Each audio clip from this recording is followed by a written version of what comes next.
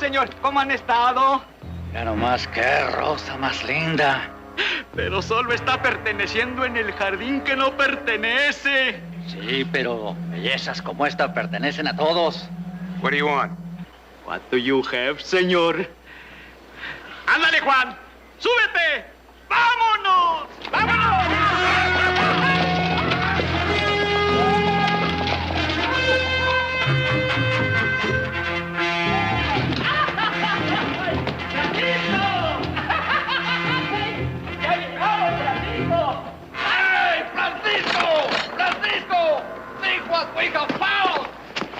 Señor, bájese, bájese. Ándale. What is this? My brothers, we were in mortal danger and we didn't even know it. Madre mía. And what we have here? Pretty. Amigo, vámonos. Ándele, ándele. And what do you have to give, lovely señorita? Mi hermano, to look upon her is a gift itself. You are music for my lonely soul, señorita. I don't hear any music. That is easily remedied, señorita. Juan, the guitar. Sí, hombre, ¿cómo no? Señorita? Come.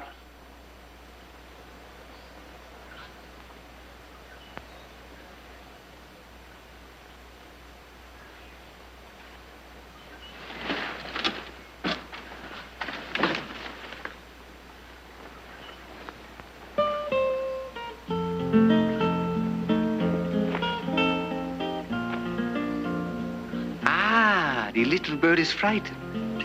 I will not hurt you. Relax.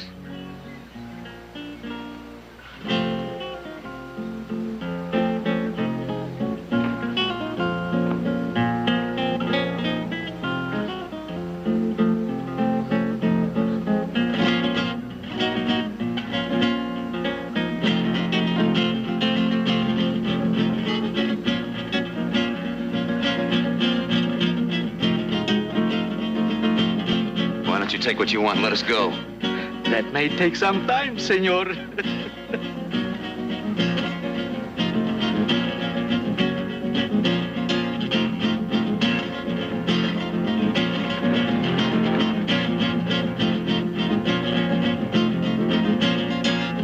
George, help me.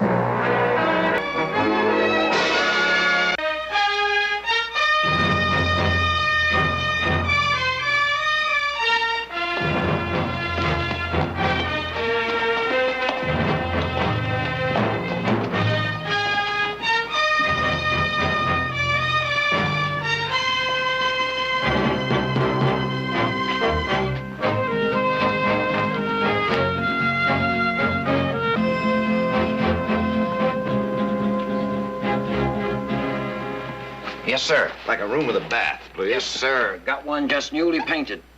Cost you $3, though.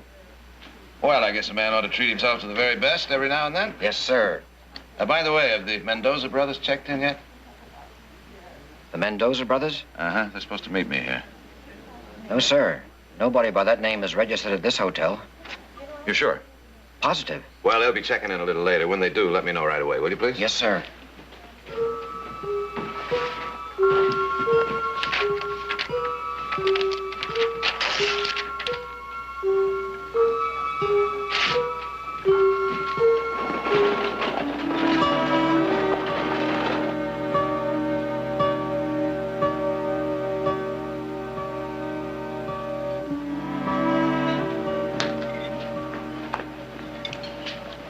Are you dining alone, sir? Unfortunately. That's one of my tables. Looks just lovely.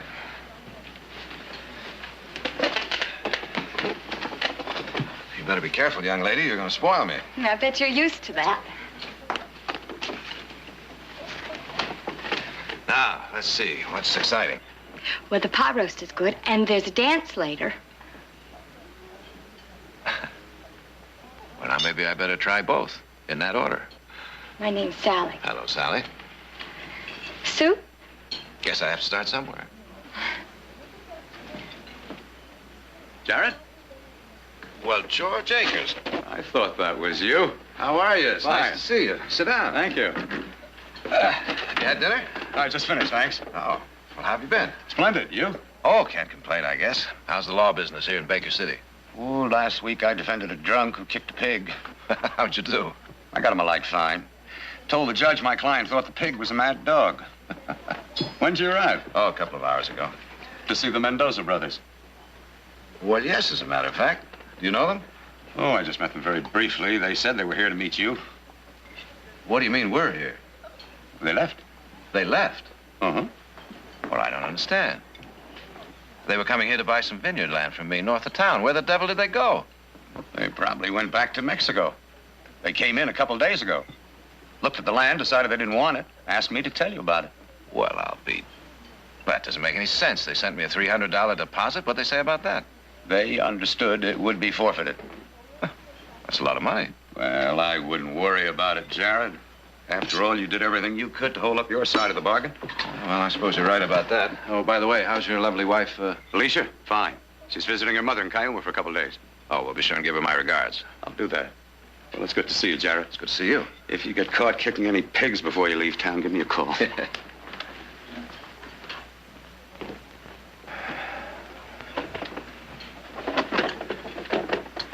Well, Sally, thanks to you, I guess my trip won't be a total waste. What time do we trip the Life Fantastic? Huh? The dance we were talking about. Oh, yeah. Hey, I'll bet you're real good on the dance floor, too. But I think I'm going to have to beg off. Oh? Well, to tell you the truth, it's been a long, hard day, and I'm kind of tired. That happened kind of suddenly, didn't it? Well, I've been on my feet since 6 o'clock this morning. I guess it just came over me all of a sudden. I'll get the rest of your supper.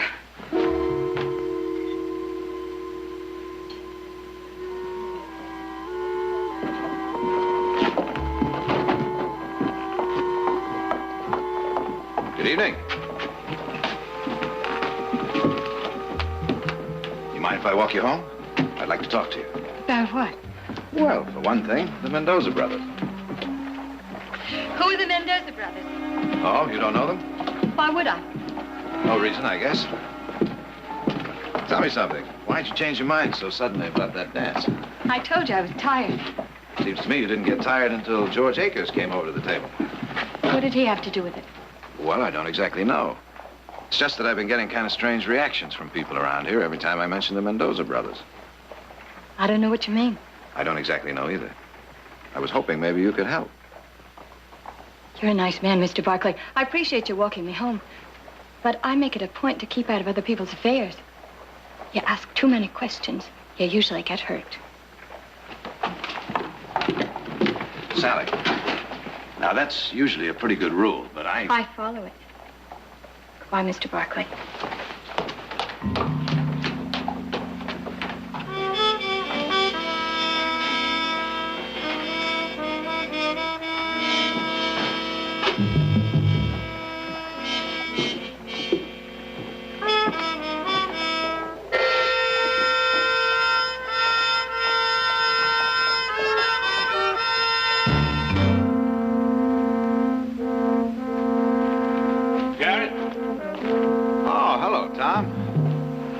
In town. I was wondering if you were going to drop by. Well, I guess I would have gotten around to it sooner or later. How's your mom? Oh, fine, fine. Everybody's fine. Good, good. You know, George Akers was saying that you were asking about those three brothers. Did you see him, Tom? Well, they rode in briefly, rode right out again. Just can't understand why they wouldn't at least send a telegraph. Let me know. Well, you know how the Mexicans are. No? How are they? Oh, well, what I mean is, well, they probably got homesick. Decided to forget the whole thing. I wouldn't worry too much about it if I were you. Nice talking to you, Tom. You too, you too. Jared, I suppose you'll be leaving in the morning, huh?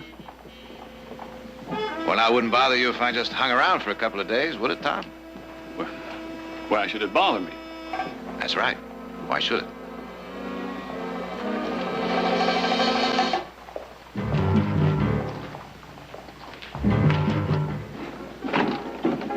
Mr. Barkley.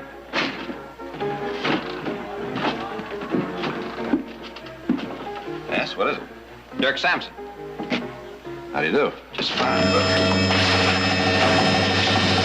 Hey, wait a minute now. You better relax, Mr. Barkley, or you're going to end up with a hole in your head. That's a little better. And now that we have got your attention... What's this little meeting all about? Now, that's Sally.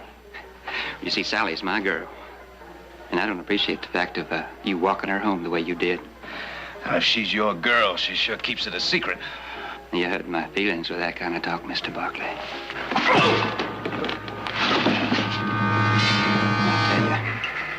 I'll tell you what I think the best thing is all around. Go home, Mr. Barkley. Go home first thing in the morning. And I'm sure with you out the way, why, me and Sally, well, we'll get along just fine. What do you think about that, Mr. Barkley?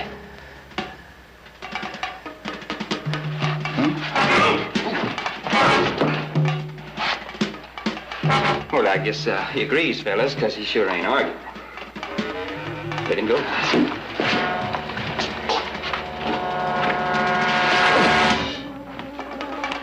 Remember, Barkley, you're leaving. First thing in the morning.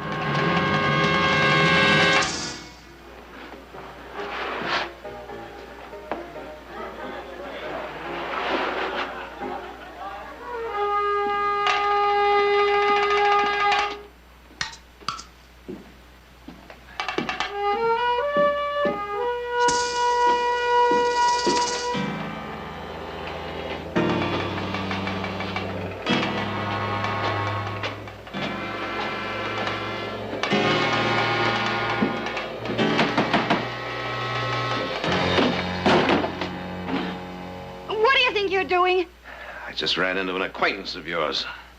What are you talking about? I'm talking about your boyfriend who seems to think I'm pushing in on his territory. I haven't got any boyfriend. Are you sure of that? I'm positive. Well, I've only been here for a month. That's what I thought. Whoever it was must have been drunk or something. Oh, no, nobody was drunk. They were just using you to give me a little message. You must be imagining things. Now, listen, Sally, I'm not imagining my ribs being kicked in. This town wants me out. Why? Listen, somebody beats you up. That's your business. The magic word is Mendoza, the three brothers who just rode in and rode out. You're hurting me. Where are they? I don't know. You're lying. No. Listen to me, please. You've been warned. Now leave it alone. If you don't, you're liable to wind up dead. And that's the only thing that's going to stop me from asking questions. Then ask somebody else. I'm asking you. No, leave me out of it. Get out of here. I'm mad enough and I heard enough to keep you up all night if I have to. No, I want answers. The Mendoza brothers are dead. What are you talking about? They were lynched. They killed a woman. They raped her and they killed her.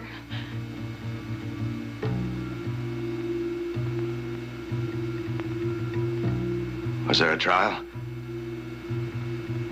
No. Where was the sheriff? He was there, watching with the rest of us.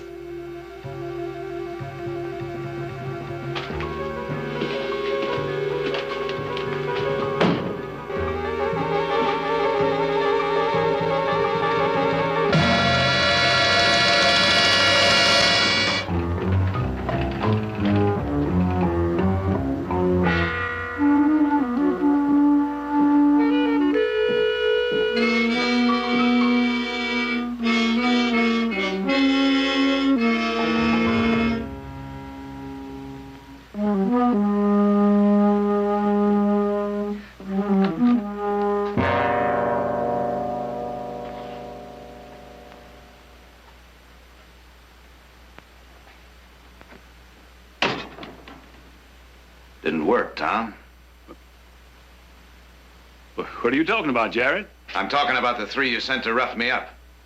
It only made me more curious. And now I've got the answer. Well, 2 days ago, George and Alicia were in their buggy about 10 miles out of town. 3 of them pulled the buggy off the road and they made her dance with them. Then when they started putting their hands on her, I went crazy. They knocked me out. And when I came to, Alicia was gone. So was the buggy. There were bloodstains on the ground. And I put a posse together and went out right away. But I couldn't find anything. Then the next day, the 3 of them rode into town. They checked into the hotel to wait for you. I guess I never figured the one man who could identify them lived here.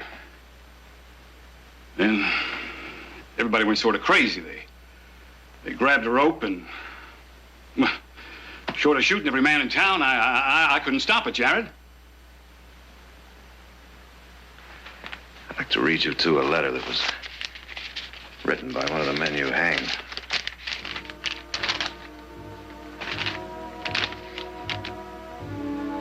It says, Senor Barkley, we have heard of you and your family for many years in Mexico. The Barkley name is honored and respected, so we are very proud that you have agreed to sell us your land in the beautiful California.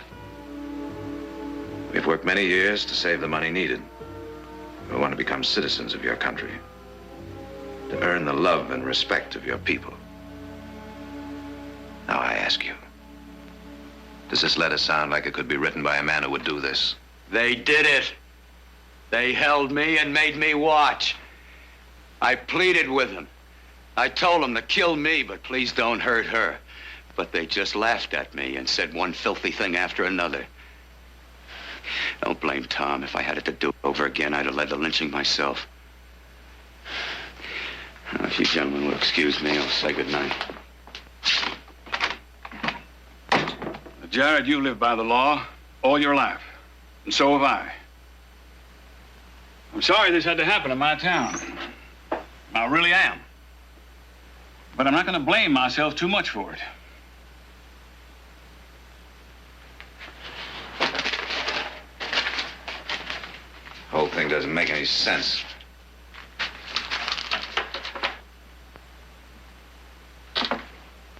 You say it happened about 10 miles out of town?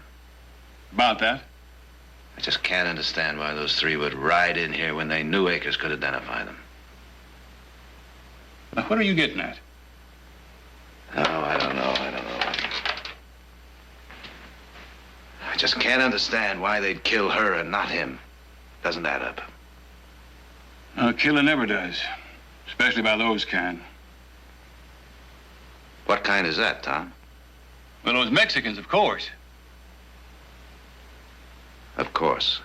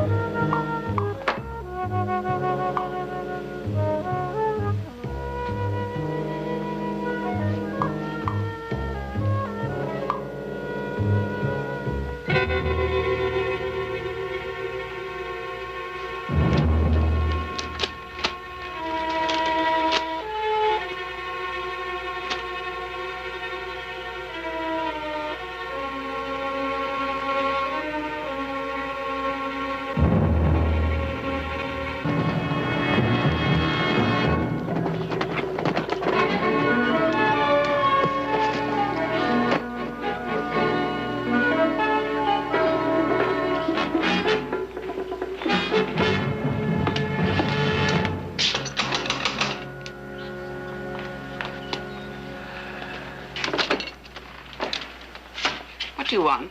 Is Mr. Akers in? He's gone. Had to see a client. The man who kicked the pig? What? Never mind, I'll wait.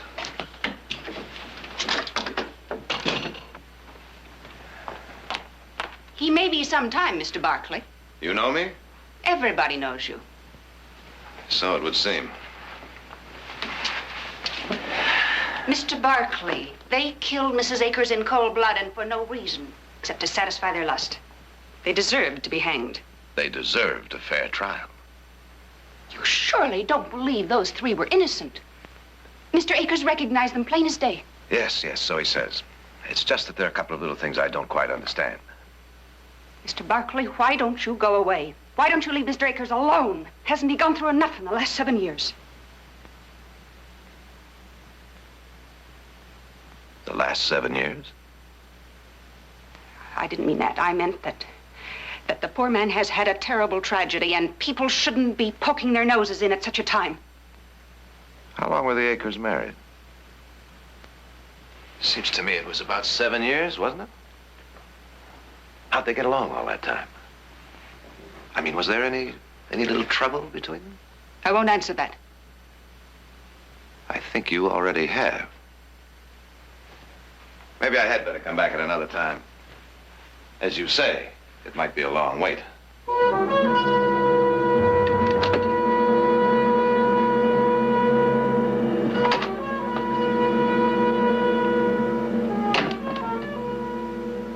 What's wrong?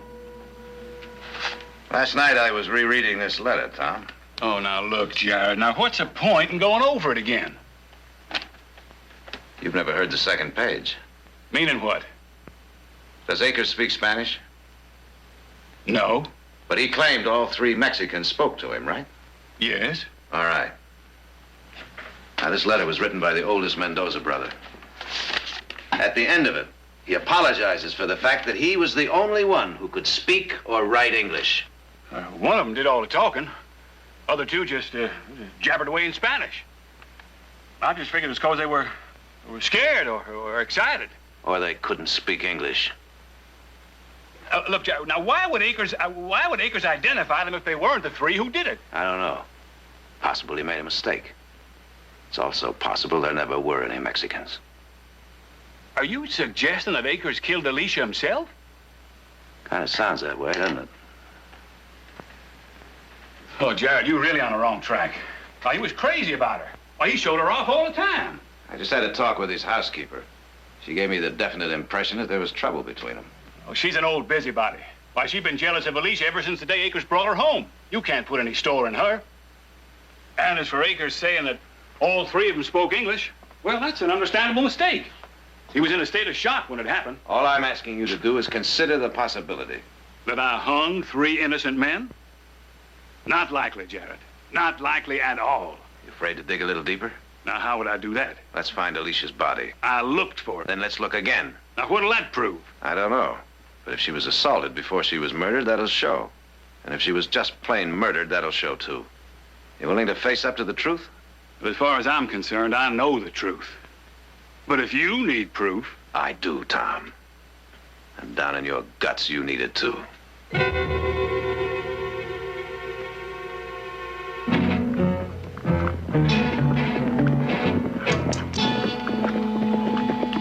Left fork goes to Rock Creek. That's where Akers and his wife were supposed to be coming from. Uh-huh. You go up there with a posse? I covered the whole area. Didn't find anything. You know, Tom, a fellow who might have murdered his wife isn't going to be likely to want the law to find her body, is he?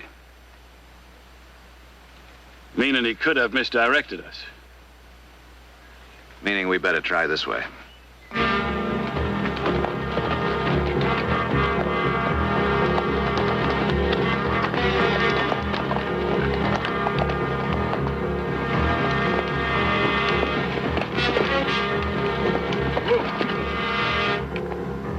What's the matter? That looks like Akers' buggy.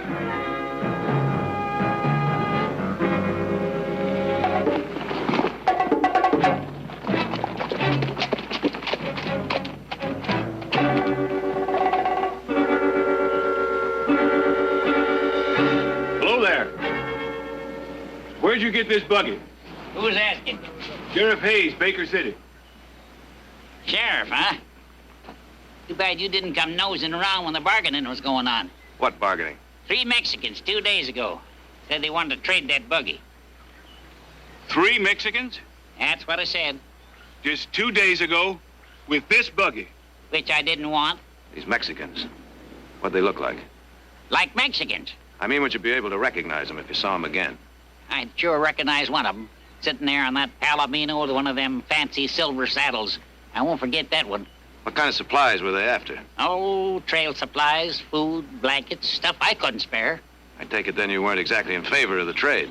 That's exactly what I mean. But this grinning Mexican had a gun, so there wasn't nothing I could do. You here to get my stuff back?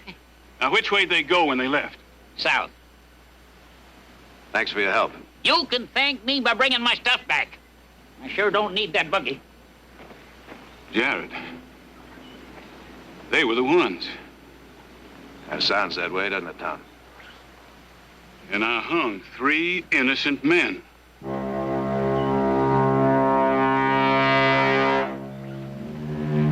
Now, how do I fix it? How do I live with a thing like that? They can't be far. We just get them, that's all. What's inside me? What I did. Catching them won't change that. No, it won't. But it's a start.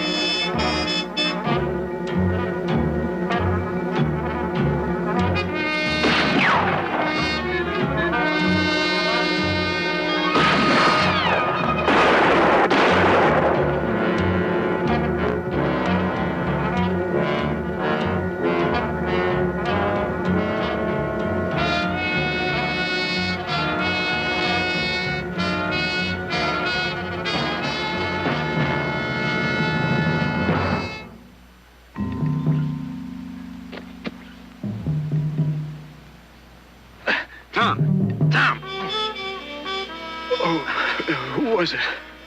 How many? I don't know. I couldn't tell. I gotta get you to a doctor. No. No doctor can fix this. Oh, sure they can. Jared.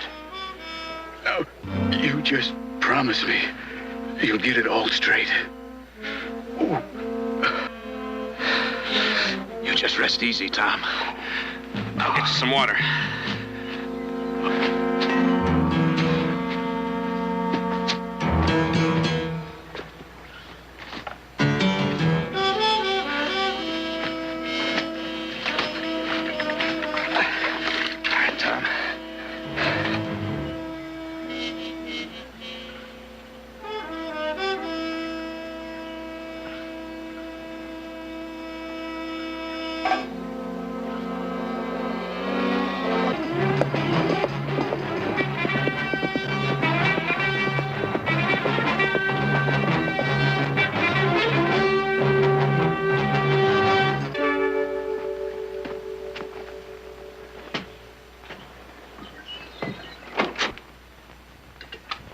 Someone ride up.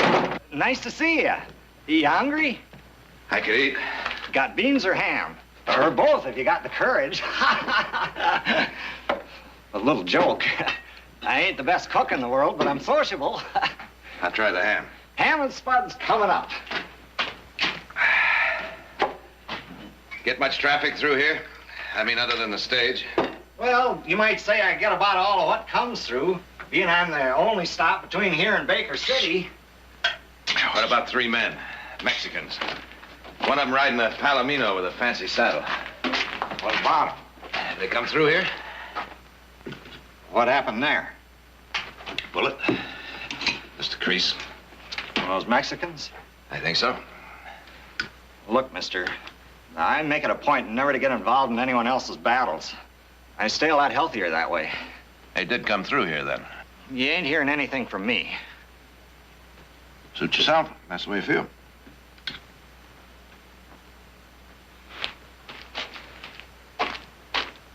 If you want to tend that arm, I got some astringent back here. It's all right. Taking care of itself.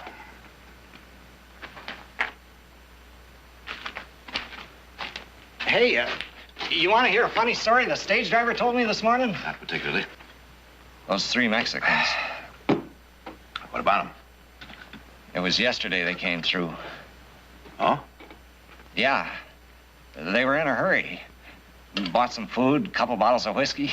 I suppose they told you which way they were going. Well, they didn't actually make a point to tell me. Bet you heard, though, huh? As a matter of fact, I heard one of them say they were headed for the border. How much do I owe you? You didn't finish it. It's like you said. How's that? You're a lot better at talking than cooking.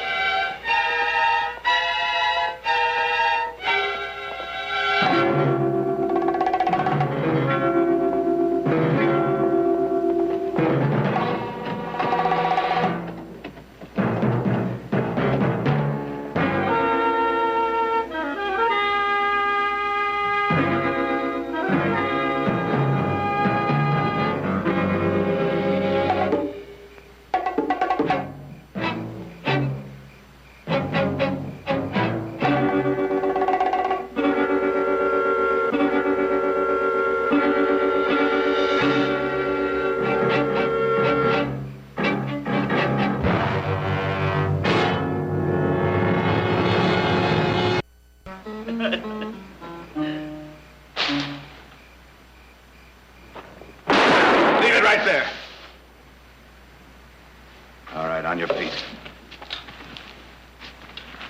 I said on your feet. Senor, what is the meaning of this? You're coming with me back to Baker City. We're going to have a little talk with the law. There must be some mistake. No mistake. We have done nothing except share the stars. It is true, senor. We're just plain vaqueros. Why would the law want us? A murder. We have murdered no one. No one except Sheriff Hayes and Alicia Akers. But you have come a long way for nothing. That's right, Mr. Barkley. Alicia? Yes?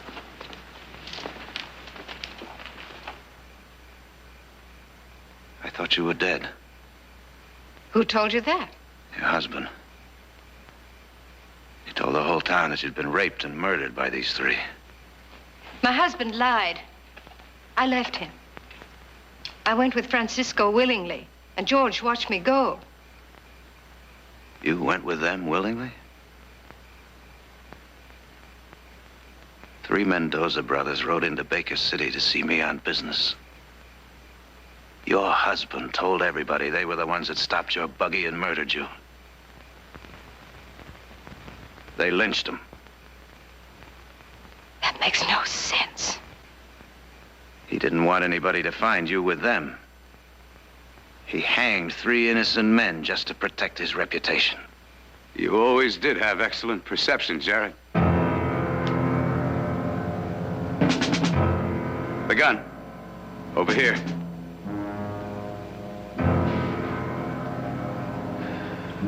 All right, George. Just tell me one thing, will you? Why'd you have to murder Hayes? I was sorry I didn't get you too, Jared. Then when you headed south, I figured you had an idea where these four were, so I followed. Is a reputation really worth all this, George? You think you could stand being laughed at everywhere? That's all that's ever mattered to him, not looking the fool. Appearing to be an upright citizen, a perfect husband, and a gentleman. Only I knew different. Because when he couldn't feel that he was a man outside the house, then he'd slap me around, and that made him feel really important. You've no idea what it was like, living like that. You had everything a woman could want. I had nothing. Oh, I could tell you stories. Once he went into a rage like a little boy because the mayor didn't invite him to his birthday party. He nearly cried. Still running true to form. You dare talk to me after what you've done? After what I've done? What I've tried to do is get away from you. I asked for a divorce once. That was impossible. Not proper. The right people would talk. They might even ask questions. He said that he'd kill me if I ever mentioned it again. You should have killed him, my love. Your love. You did what no man can do to me. You. Nothing. Thief. Animal. If I am those things, senor, then you must be worse, or she would not have left you. I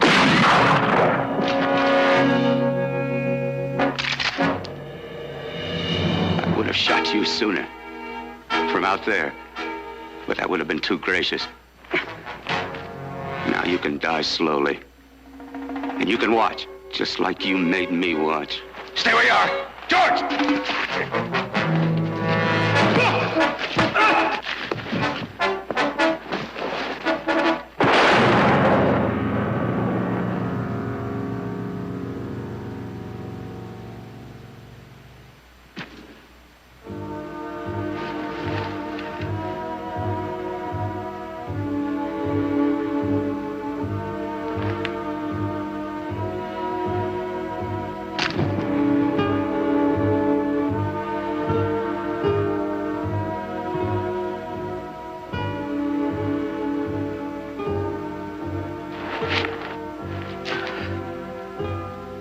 Like I said, I could tell such stories.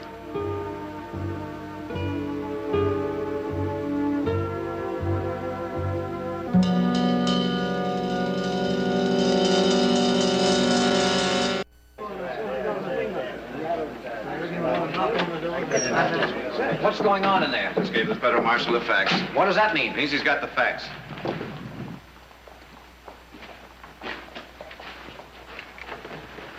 Would you like me to ride out with you a little way? Francisco's waiting for me. Alicia, are you sure you know what you're doing? George made me feel cold and empty. Francisco doesn't. Simple as that, huh? Simple as that. Goodbye, Jared.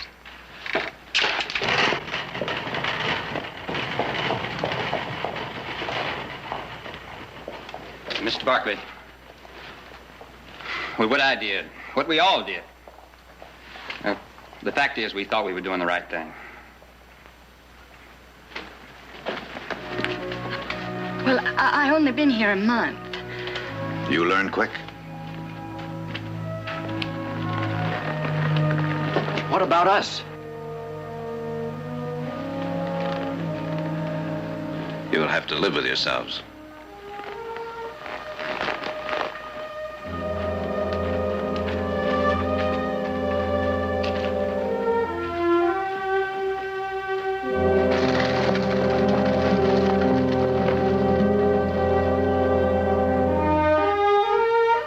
California.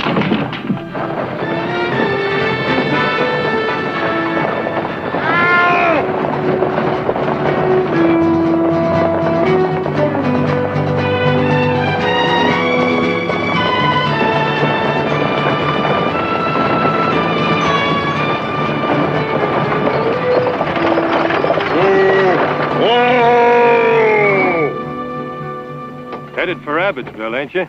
That's right. Well, you ain't gonna make it on this road. Why not? Morning, ladies. The Canyon Creek Bridge is out. Out? Collapsed sometime during the night. Well, I ain't surprised. Well, with them heavy ore wagons using it the way they do, guess we'll just have to turn around. Isn't there another road into Abbotsville? You get there through Tyler's Cut, but that's 35 miles out of the way. What about it, driver? Sorry, miss. I got to connect with the eastbound mail train out of Parkersburg. You got to go back to Lake Junction, and then through the valley. Well, I guess there's only one thing for us to do. Go back to Lake Junction and rent a buggy. Well, that's a mighty hard road through Tyler's Cut, ma'am. I wouldn't try it if I was you. I don't see how it could be any rougher than this road. But thanks for the warning.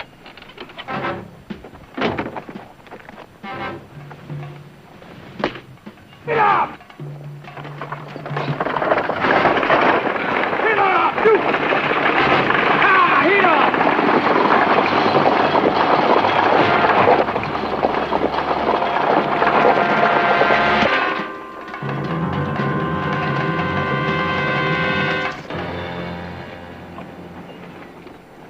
Didn't work. What happened? The ladies are gonna hire a livery at Lake Junction and go by way of Tyler's Cut. They'll be late getting to Abbotsville, but they'll get there.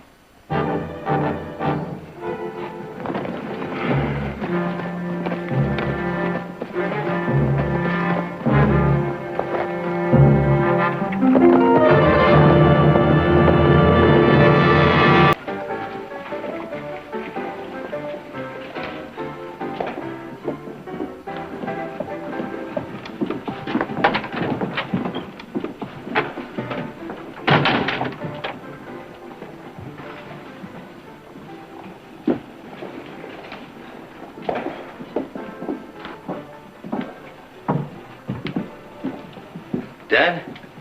Been to the bank. I know. Just had to have another talk with Seth Duncan. He spent an hour telling me about his new grandchildren. And another half hour raving about a shipment of caviar he just got from Russia.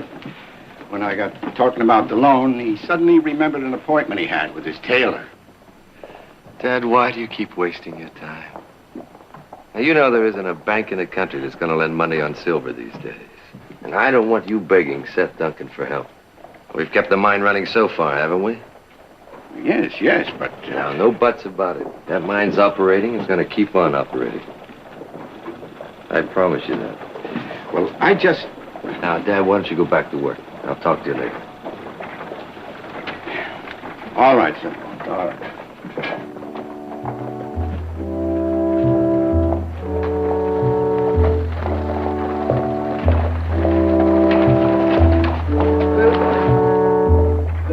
Barkley. Mrs. Barkley. Eric. How nice to see you. Oh, Eric, how are you? Audra, my goodness, look It's been a long time. 3 years. Yes, you were just about to join some law firm in San Francisco. That's right. And Dad talked me into coming back here and opening up an office of my own. Well, may I invite you to join me for lunch? Oh, no, thank you. I'm sure Jim is waiting for us in the hotel. He's not there, Mrs. Barkley. Are you sure? Positive. Well, we're hours late.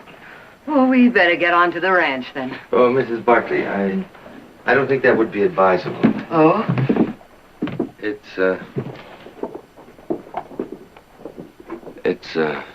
your brother-in-law. He's ill. Ill?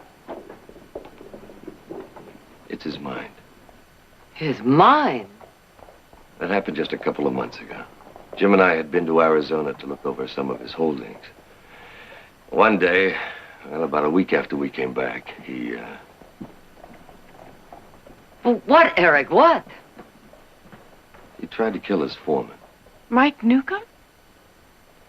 Mike was working in the barn. Jim came storming in, babbling something about Mike trying to ruin him by poisoning his cattle. He went after Mike with a bailing hook. He had him down, he would have killed him if some of the hands hadn't been close by.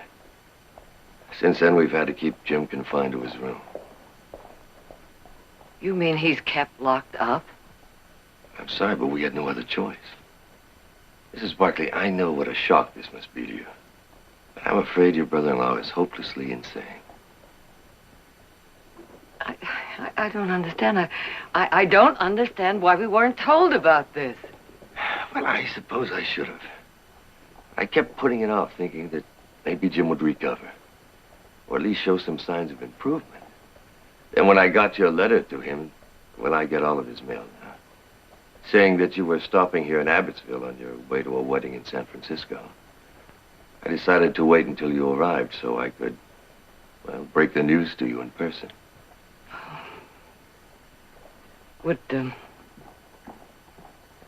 Would you drive us out to the ranch? Certainly. If you're sure that's what you want to do. I took the liberty of reserving rooms for you here at the hotel. I thought you might prefer staying here under the circumstances. No.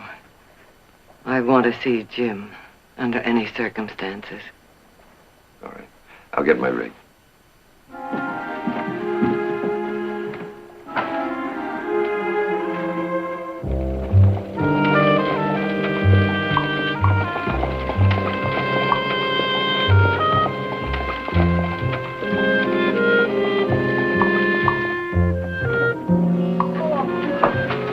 Mrs. Barkley, it's so good to see you. And Roger, my, you look prettier every day. Oh, I'm so glad you decided to stay here instead of the hotel. Like Mr. Eric set your mind. Come in. How have you been, Grant? Oh, Mike and I have just been fine. Considering. Where is Jim? He's up there.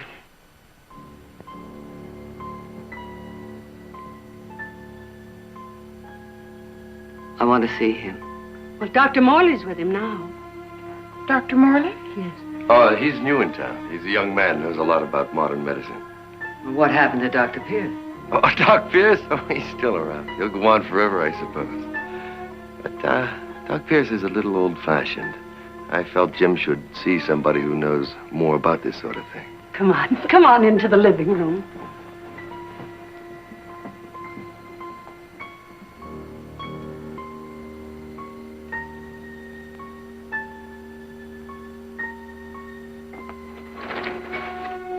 We seldom use this room since Mr. Jim took sick. I've always loved this house. Oh, it's been home to Mike and me for a lot of years now. I don't really know what we'll do when it comes time to leave. Now, Mrs. Newcomb, let's not think about that. Mr. Barkley needs you and Mike now more than he ever has. The Newcombs have been very loyal through all this. Well, I just wish I could do more. It's hard just to stand by and see a fine man like Mr. Jim. But I better see about supper. You'll stay and have it with us, Mr. Eric? Well, it's very kind of you, Mrs. Newcomb. Thank you. Oh, if I'm not intruding. Not at all. Well, then, I'll just get things started.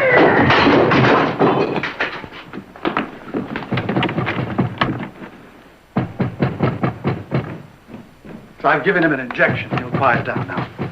Dr. Morley, this is Mrs. Victoria Barkley and her daughter, Audra. How do you do? I'd like to see him. I can't permit that, Mrs. Barkley. For your own safety, he's much too upset. When can we? Well, I'm not sure. But, Doctor, they have to catch the morning stage to San Francisco. Wouldn't it be possible for them to... Well, you know as well as I do how unpredictable Mr. Barkley's moods are, Eric. I'm afraid we'll just have to wait and see how he is in the morning. Well, now, I must be getting along. I'll walk out with you, Doctor. Yes, I'll be back in the morning before you leave.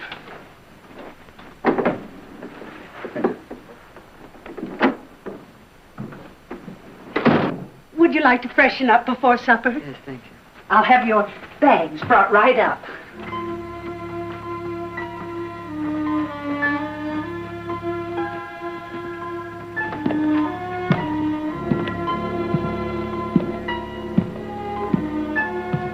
Oh, it's like that.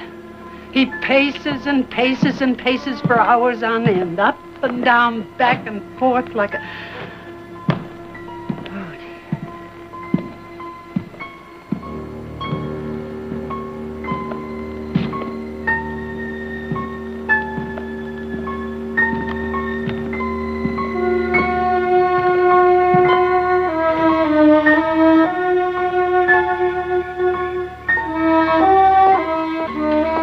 Give anybody some more coffee? No, thank you. Not for me. No, me, thank you. I'll just finish what I have and run, if you forgive me. I promised Dad I'd stop by the office tonight. How is your father, Eric?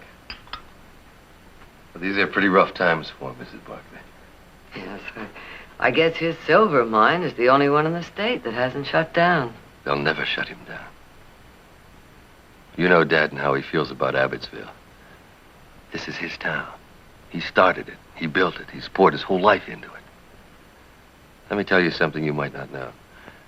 My father lost a fortune in the crash of '66, and again in '71. But the mine and the stamp mill didn't shut down for one day. He kept the men working, and he kept Abbotsville alive. I know the story. Your father is a fine man. Yes, he is, Mrs. Barkley. They don't come any finer.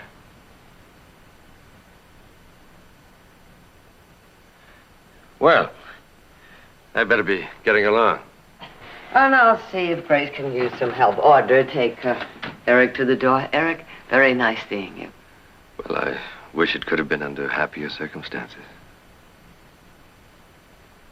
So do I.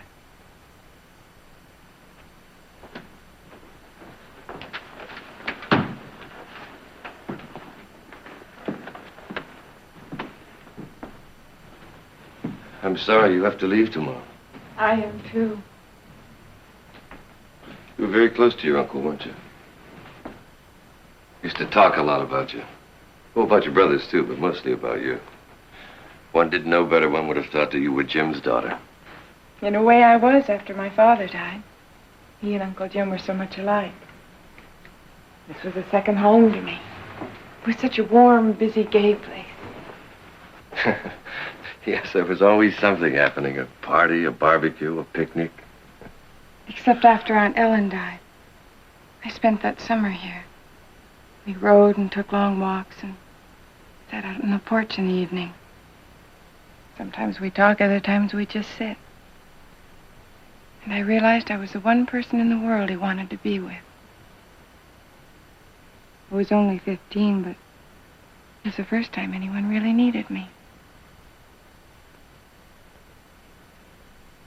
Look, Audra, I know how much you want to see your uncle. But if you want my opinion, you won't do it. You won't know him the way he's changed. And he probably won't know you. Wouldn't you rather remember the man you did know?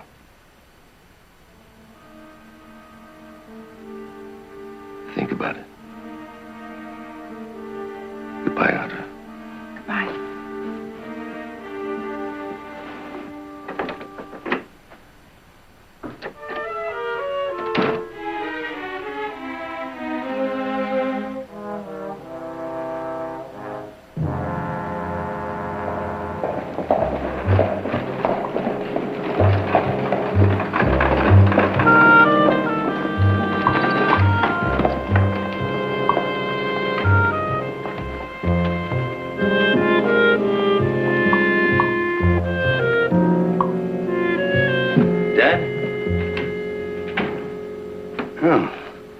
Where have you been?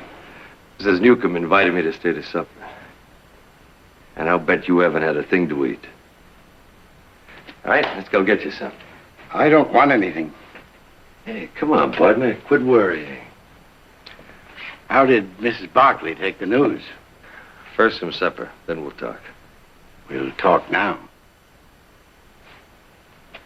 Well, she took it about as I expected. She wants to see Jim naturally. But she won't. There just won't be enough time before she and Audra have to catch the morning stage. Morley will see to it. Are you sure? Suppose he can't. Oh, Dad. I know Victoria Barkley, Eric. So do I. She's no fool. Far from it. If she ever suspects... She won't.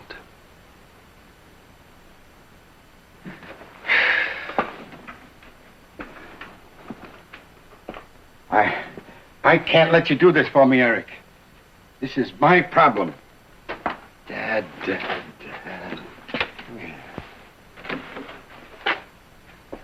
Dad, one of the first things I ever remember you telling me when I was a boy is that I would never have a problem that wasn't our problem. Yours and mine. And that's the way it's always been. Eric. And this time it's my turn, Dad. I want to tell the truth. But you'd be ruined. Dad, don't you understand? Everything you've worked for your whole life would end up nothing. I'm not going to let that happen to you, Dad. I'll never let that happen to you. Now let's go home, huh?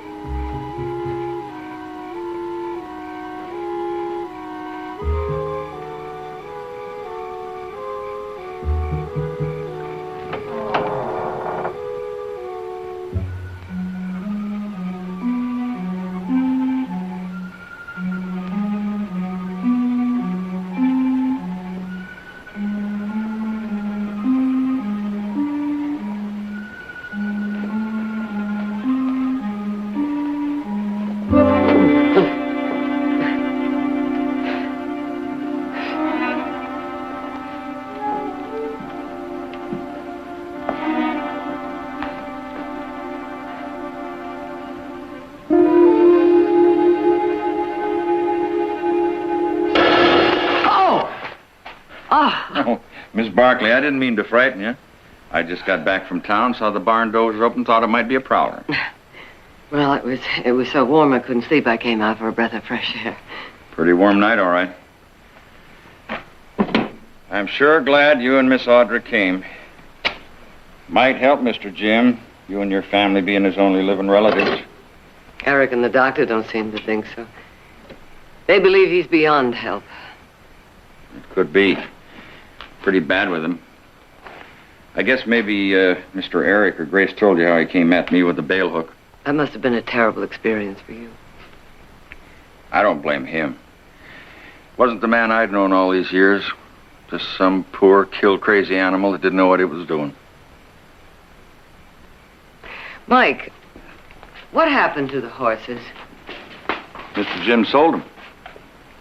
His palominos? When? Right after he took sick. But why? He loved those horses. Why would he get rid of them? Well, I guess you could ask that question about a lot of things he did. All I know is that one day Mr. Eric came to me and told me to sell them for the best price I could get. Eric told you. Yes, ma'am. Oh, he's been sort of running things for Mr. Jim for, well, it's over a year now. He's got full power of attorney and everything. But Mr. Jim did approve of the sale of the horses. Mm-hmm. Mike, this ranch isn't being worked at all, is it? I mean, the bunkhouse empty, the corral overgrown. Why? Well, mostly because the men we had left after what Mr. Jim did to me. And you couldn't hire others? Greenhorns and waddies, maybe, but none worth their salt. You've got a spread of your own, Miss Barkley. You know how it is. Place gets a bad name for something, and the good men just...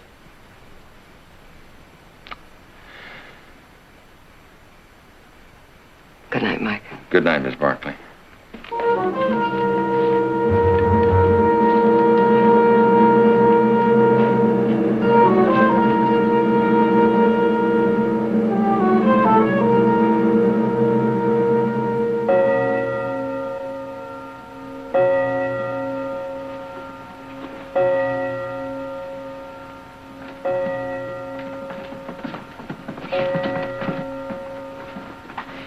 We weren't expecting to see you this morning. Good morning. I thought I'd come out and drive you into town to catch a stage. Well, that was very thoughtful of you, but you needn't have bothered. Mike would have taken us. Well, as a matter of fact, I had to come out anyway. I'm afraid I've got some rather disappointing news for you. Oh? Dr. Morley was called over to Wall River on an emergency. Then he won't be here this morning. I'm afraid not. At least not before you have to leave. He asked me to apologize for him. Is that all he said? No. He told me to tell you that he couldn't permit you to see Jim unless he was present. Look, I'm not sure I agree with him. But if he feels that way, well, I'm afraid that's the way it's going to have to be. Did he say when he would be here? No. This afternoon, perhaps? Well, he didn't say. I just don't know. Well, there's nothing for us to do but wait and see. But your stage leave... We won't be taking it. Now, what about the wedding? Won't you miss it? Well, there's a 7 o'clock train tonight out of Parkersburg, and that will get us into San Francisco in plenty of time. As a matter of fact, this whole thing may work out much better.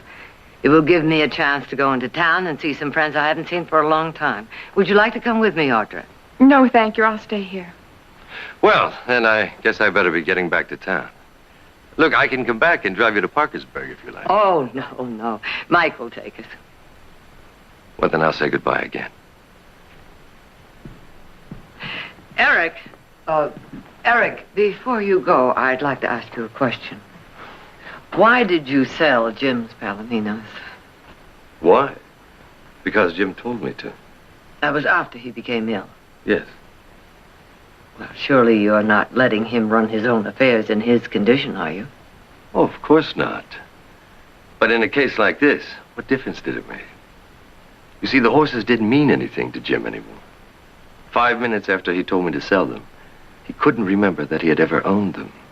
But you went ahead and sold them anyway, hmm? Mrs. Barkley, those Palominos were expensive to keep.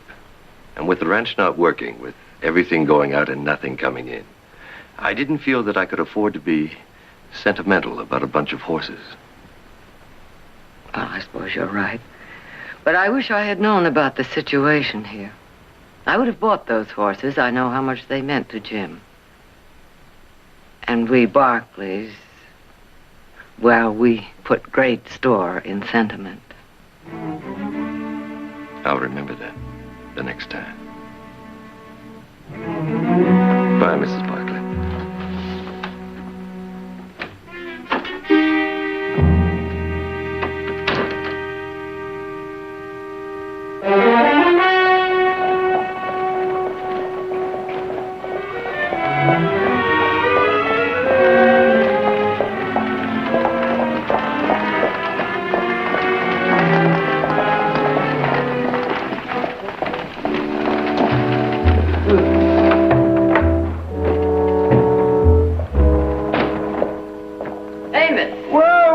Victoria, how are you? Sit down. You look fine, just fine. Thank you. How's the family? Everybody sitting up and taking nourishment? Uh-huh. Good. What can I do for you? You don't need a doctor. I can tell that just looking at you. I came here to talk to you about Jim. How is he? That's what I want to know. I don't know. I'm not his doctor anymore, you know. There's a new fellow in town, Dr. Morley. What can you tell me about him? Well, I don't know. Nothing much. Came to Abbotsville about 2 months ago, just about the time that Jim began to fail. Where did he come from? Some silver camp, I understand. The way these silver camps have been shutting down lately, this state is going to have almost as many unemployed doctors as it has miners. You know, Dr. Morley first set up practice here. I thought he was going to run me right out of business. Him being young, knowing all the new ways of doing things. Somehow, it hasn't worked out that way. What do you mean? Well, he kind of discourages folks from coming to see him. Talk has it that he has a private income, and he doesn't care whether he has any patients or not. Except Jim, apparently. Have you seen Jim? Is that what's bothering you? Among other things. Like what? That I knew nothing about Jim's condition until Audra and I got here yesterday. Now, when was the last time you saw him? Just before he and Eric went on that trip to Arizona. How was he? Fine, as far as I could tell. But that doesn't mean a thing. Jim was in Arizona almost a month. Anything can happen to a man in that time. Doesn't it seem odd to you that this man Morley was called in after you had been Jim's doctor for years? To me it doesn't. I'm an old man, Victoria. And I haven't kept up with the latest developments in medicine. I don't make any bones about it. No. No, my feelings aren't hurt because Eric called in Morley. I think he did the right thing. I might have recommended the same thing myself. I see. Well, I would like to ask a favor of you. What's that? That you see Jim before Audra and I leave here. Now, what good will that do? I don't know, but would you do it?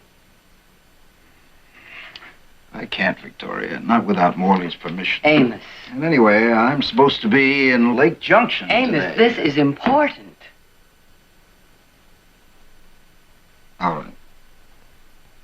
I'll discuss it when I get back. No, that will be too late. Audra and I will be gone. Well, Lake Junction isn't that far. I'll be back in a few hours. That was the bridge out. What bridge? The Canyon Creek Bridge. Man flagged down the stage yesterday and said the bridge had collapsed. The Canyon Creek Bridge isn't out. I came across it myself just Amos, yesterday the man evening. stopped the stage and...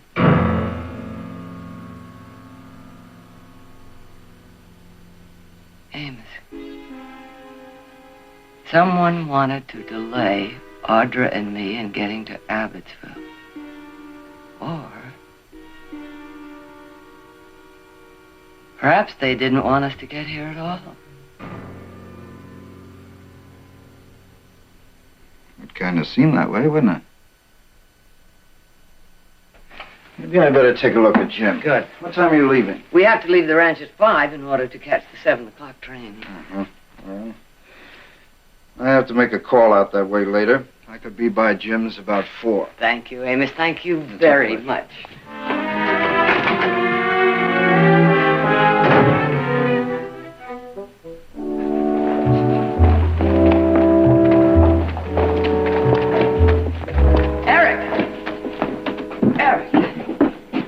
I was just on my way to your office. I've just had a talk with Amos Pierce. Oh? About Jim? Yes. I asked Amos to see him. Did he agree? Any objections? No, I have no objections. But Dr. Morley will. Dr. Morley is not in town, and I have no intentions of leaving here until I know more about Jim's condition than I do. Dr. Morley told you. He told us nothing. Well, it's not my place to say anything in a case like this. If you want Amos Pierce to see Jim... I do. Well, that's fine with me, Mrs. Barkley. Eric? Miss Barkley.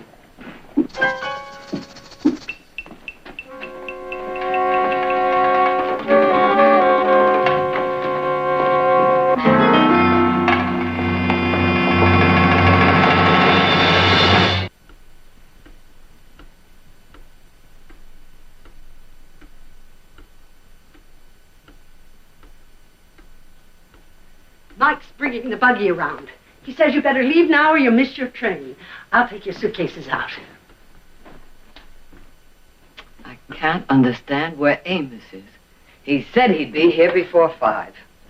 Mother, why don't we miss the wedding? Oh, no, you can't do that. You're maid of honor. Harriet would be terribly disappointed. Well, that can't be helped. Yes, it can. Yes, it can. Now, you go on to San Francisco. Mother, now, hear me out. After the wedding, come right back here. You'll be gone less than 48 hours. And then we can stay on here as long as we want.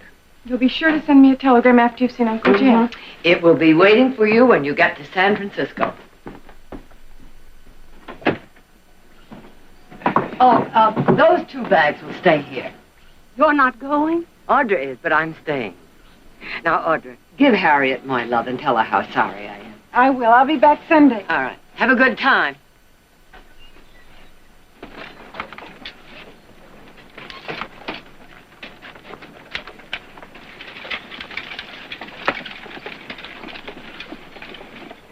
Can I fix you a cup of tea, Mrs. Barkley? No, thank you. I'm going to drive into Abbotsville.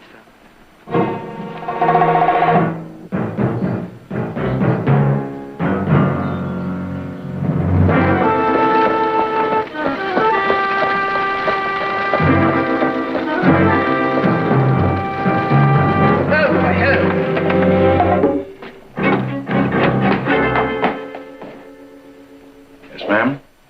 I was looking for Dr. Pierce. I guess you haven't heard.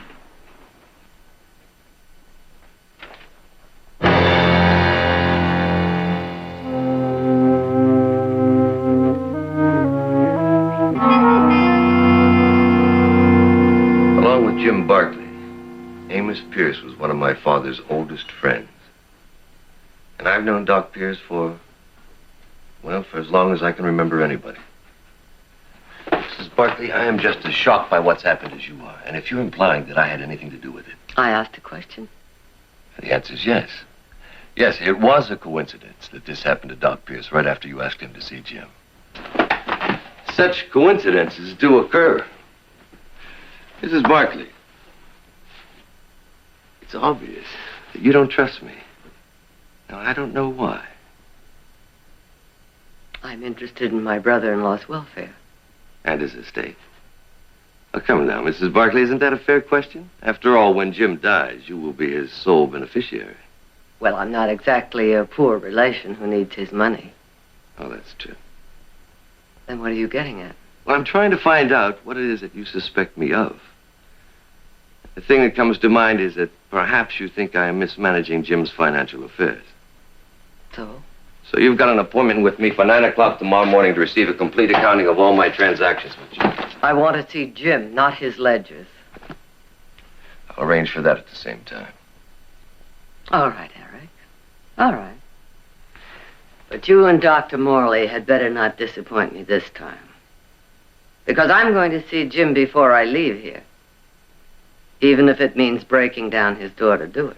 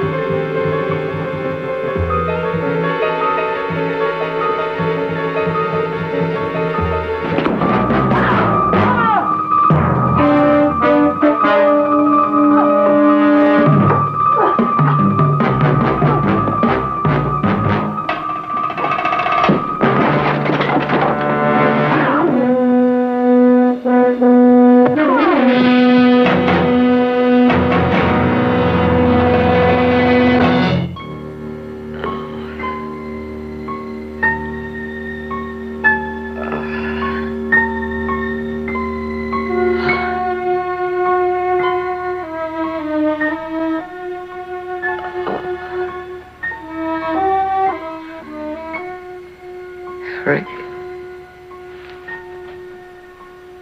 Easy now, Mrs. Barkley. Oh. Easy.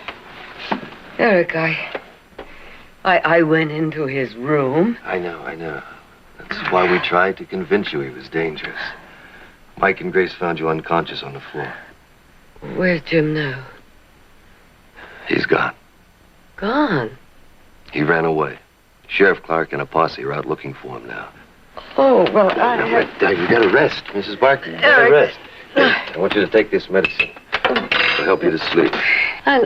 Dr. Morley prescribed this for Grace. It'll start working right away. What is it? Your ring. My ring? It wasn't Jim. It was you! You! Run! Shut up!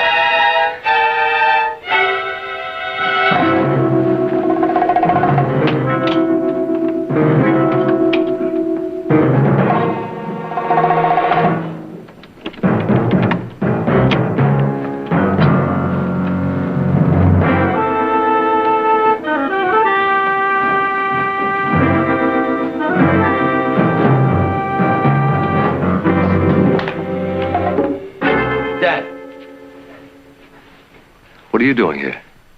The story about what happened here last night is all over town. How could I stay away? Look, I want you to go home and stay out of it. Let me handle it. What are you going to do? Please, just go home. Well, tell me. All right. Victoria Barkley knows it was me in a room last night. What else does she know? Isn't that enough? I'm going to tell the truth, Eric. Oh, Dad, will you just stop saying that? I don't care what happens to me. I won't permit murder. You're too late. What do you mean? Do you really think Amos Pierce fell down those cellar steps accidentally? Eric. Mrs. Barkley had talked him into seeing Jim. I had to stop him. My God. So if you tell the truth now, it'll be the news for all of us. For the Newcombs, Morley, for you and for me. Amos Pierce. What are we, Eric? What have we done? What have we done? Dad, we saved the mine. We saved the jobs of 200 men. And we saved Abbotsville. Who's gonna save us? Sheriff Clark is here.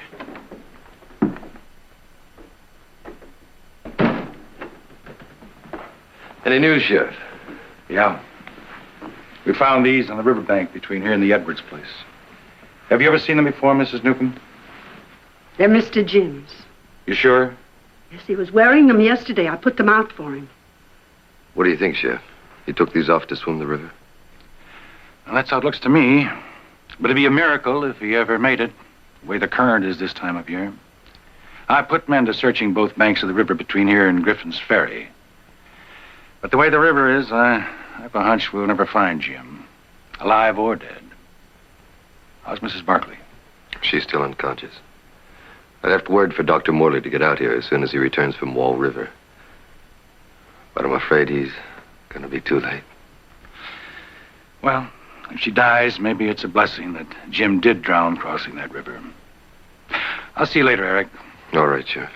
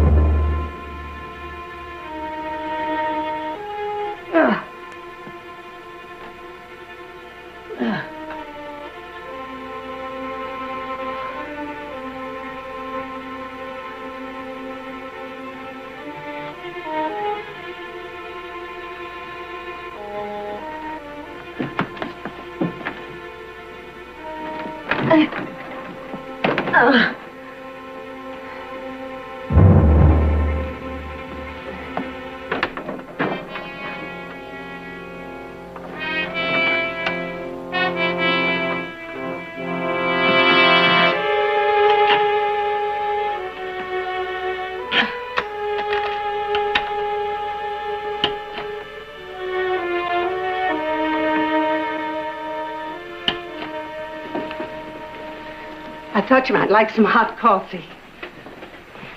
Mrs. Newcomb, you go up and stay with Mrs. Barkley. Morley should be here in a few minutes. Now keep the door locked and be careful. She knows it wasn't Jim Barkley in that room last night.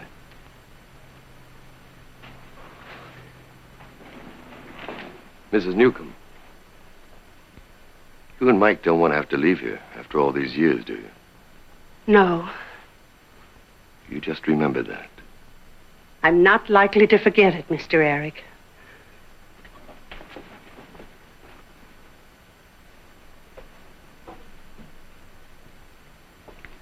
You can buy people like Grace and Mike pretty cheaply. But a man like Morley must be rather expensive. He is. But he's worth it when you need him.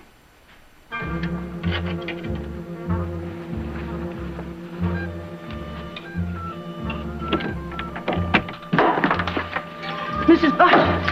Oh, no! What? No! No! Oh! Oh! Help! Help! Mr. Eric! Mrs. Newcomb! Mr. Eric! Help! Please! Help! Help! Mr. Eric! Mr. Eric! I've lost him! Help! Please! Help! Help!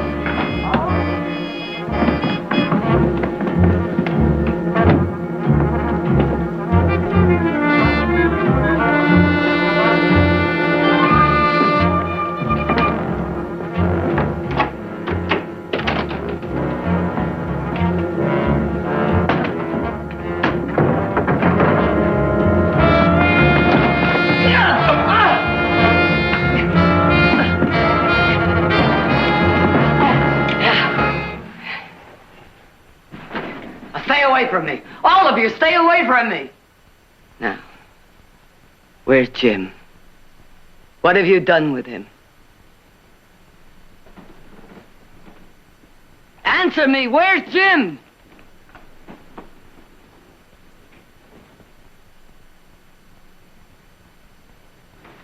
The medicine's beginning to work, isn't it, Mrs. Barkley? Answer me! He's dead. You killed him. No, actually, it was an accident. It happened when we were in Arizona. His horse threw him. He was killed instantly. We were 4 days from the nearest town, so I buried him where he died. If you didn't kill him, why did you try to make me believe he was still alive? He did it for me. For you? To keep the mine open. To save Abbotsville. When the bank refused to lend me the money to keep going, Eric got it for me by using Jim's power of attorney to sell off some of his holdings. The Arizona land, the horses and cattle here in the ranch. We had to pretend Jim was alive in order to keep his estate from being settled and to keep you from knowing what we'd done. Well, I intended to repay the money, and I still intend to. All I need is time. Just a little time. And I'll pay back every penny. We'll make it up to you. And how are you going to make it up to Amos Pierce? Now you get out of my way. Let her go. I can't do that. Get out of my... No! No! Hey, now, as soon as Morley gets Eric, here, we're gonna stay out of it. You got what you wanted, didn't you? Just stay out of it, Dad. And what did you get out of it, Eric? The pleasure of saving a dead mine and a ghost town for your father? Or were you trying to save it for yourself? A dead mine and a ghost town wouldn't have been much for you to inherit, would it? Would it? Ah! That's enough, Eric.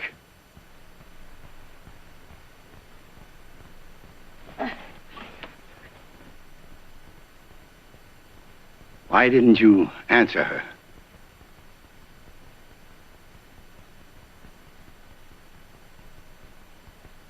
Get her out of here. No, Mike. Let her go. We've done enough. Can't you see what she's trying to do? I see. Dad, it's not true. I wasn't doing it for myself. I'd like to believe that. You can. I'll take your word for it. Then put down the gun. Give it to me, Dad. No, Eric. No, please. Give me don't. the gun. Let me have No, the gun. Give me no, the gun. Dad, no, let me have the gun. You mustn't, Let me Eric. have the gun. You have to.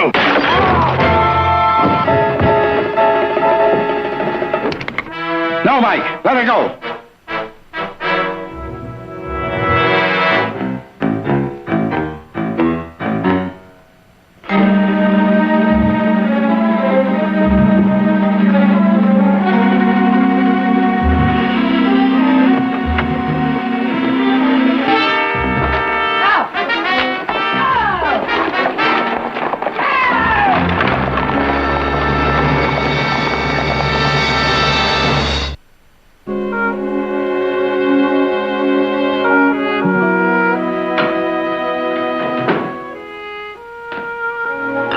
Jared? Well, this is a pleasant surprise. I didn't expect to find you still up. Oh, I wasn't sleepy. I guess I'm enjoying being at home too much. How was the dance? Oh, you know those Cattlemen Association dances. Same old stampede. By the way, Tom Porter is bringing our little Miss Audra home. Oh. I'm glad Audra went to the dance. I think, in a way, Jim's death was harder on her than any of us. Oh, Jared, I want you to do a favor for me. Name it. I want you to go to Abbotsville and see Ben Abbott for me. See Ben? What for? Before I left, I persuaded the district attorney to drop charges against Ben. I felt that with Eric's conviction of the murder of Amos Pierce, that Ben had suffered enough. Well, it could be. Just what is it you want me to see Ben about? Well, I want you to find out how much it will cost to keep the mine operating for another 6 months. I think that the price of silver will be back up again, don't you? Possibly so, possibly so. But there's a little more to it than that, isn't there? Yes. Ben Abbott was a desperate man, but he's not a murderer. He saved my life, and I think I'd like to try and save his town for him. Otherwise, a lot of innocent people may be hurt, and we don't want that. We don't need another ghost town. I'll tell you what. I'll leave first thing in the morning. Thank you. Good night, Mother. Good night. Jared. Did you say that Tom Porter was bringing Audra home? Yeah. Oh, he's a very nice young man. I got the feeling Audra felt the same way. She saved every dance for him. Well, that's very, very interesting. You know, I get to decide.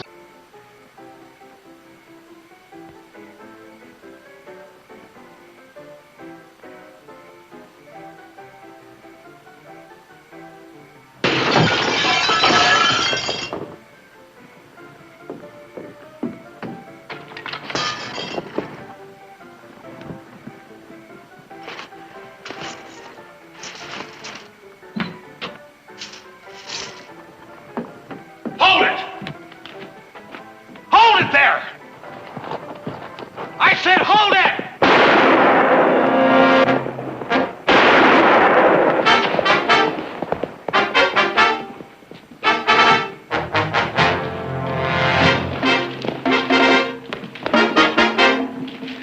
Stay back, Holland.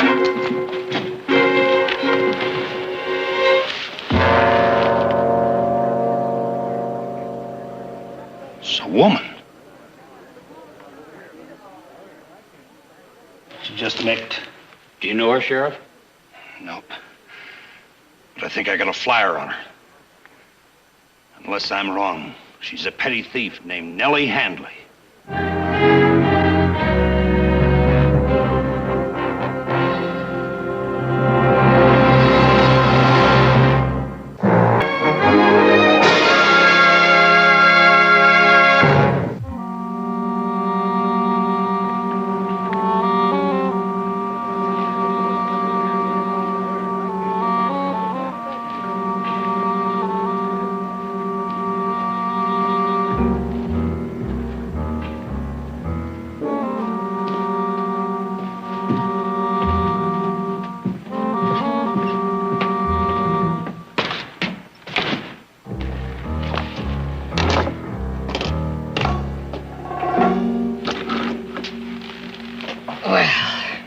This should convict me. Yeah. Are you sure you're all right, Victoria? I'm fine. Thought I'd aim too close. Hit you. Here. Use this. That printer's ink stains. Thank you. Do you think we convinced the people in the street? No worry there. They'll all be witnesses.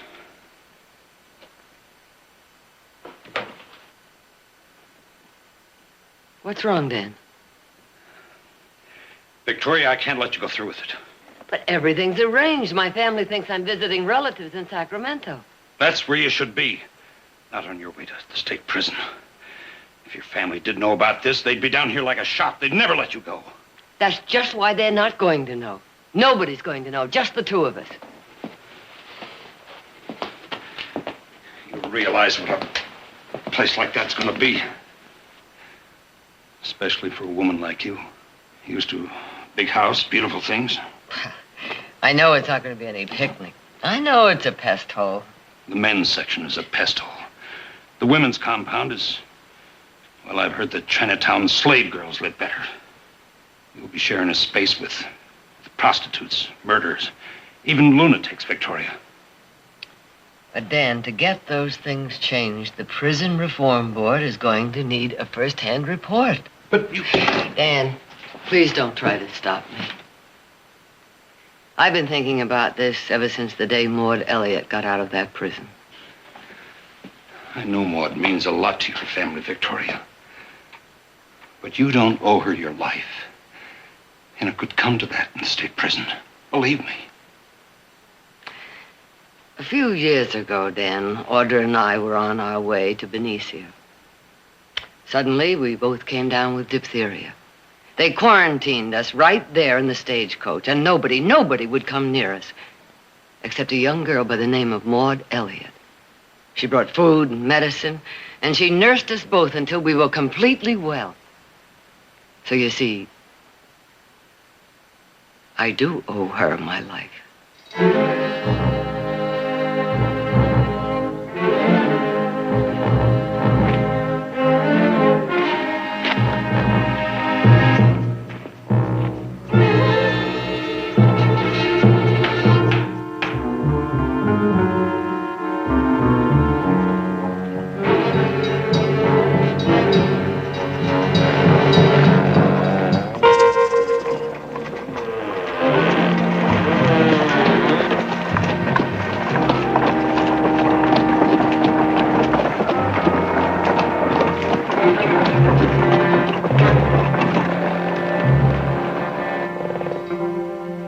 Nellie's me name.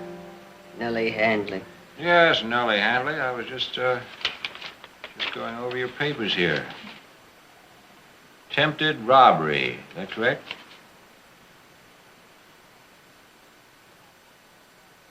Speak when you're spoken to. Aye. You will address me as Warden Garrick. Now, according to the report here, you've only been in America 2 weeks. Is that right? Me home is in Dublin. Warden.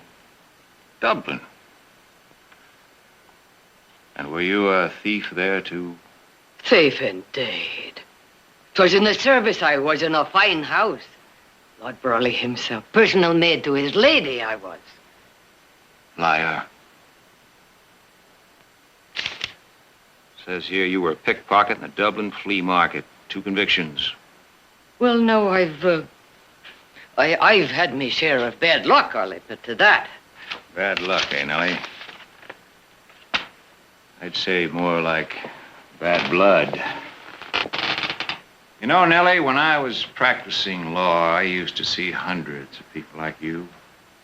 Different faces, different crimes, but all born rotten. Let's just get one thing clear. You can't fool me. And I warn you, I deal severely with anybody that tries. So, if we have any Irish rebellion here, wish you were dead.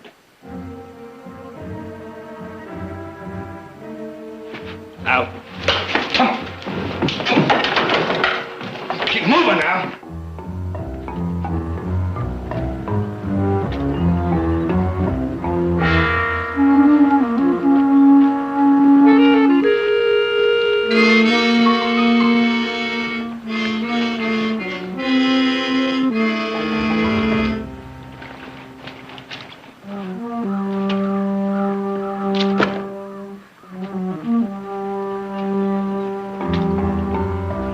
This is the woman's yard. Men's compound's at the other side. Don't let that bother you. Only men you'll see here is us guards. Move.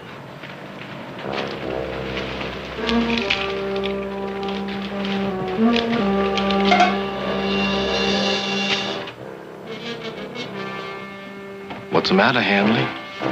Don't our clientele appeal to you, huh? We got some famous people in here. Take Big Mary, for instance. Her and her 2 sons was road agents. Held up over 100 coaches before they got caught. Why be she chained? She's an incorrigible. She's been that way since the 2 boys was hung. That's a prisoner that can't be handled. Go on.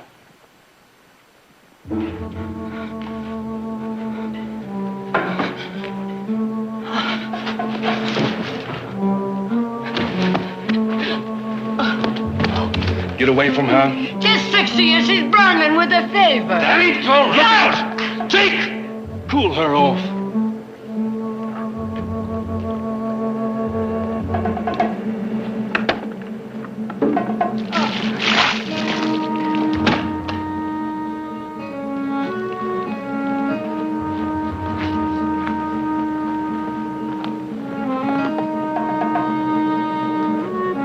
Get up. You hear? You hear me? Quit faking! There's a doctor she needs, not kicking. You shut up! Put her in a cell.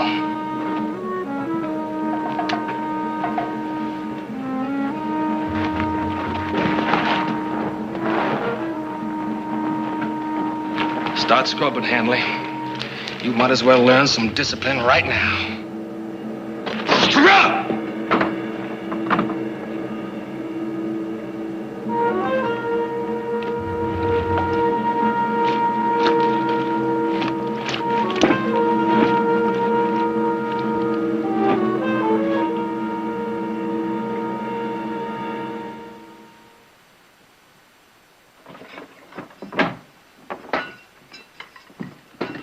New roommate for you, Kate. Keep you from getting lonesome. Thanks.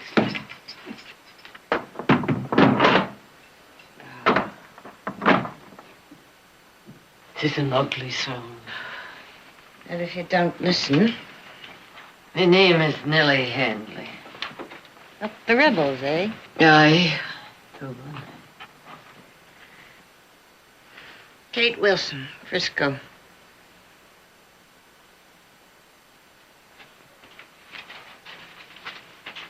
Oh.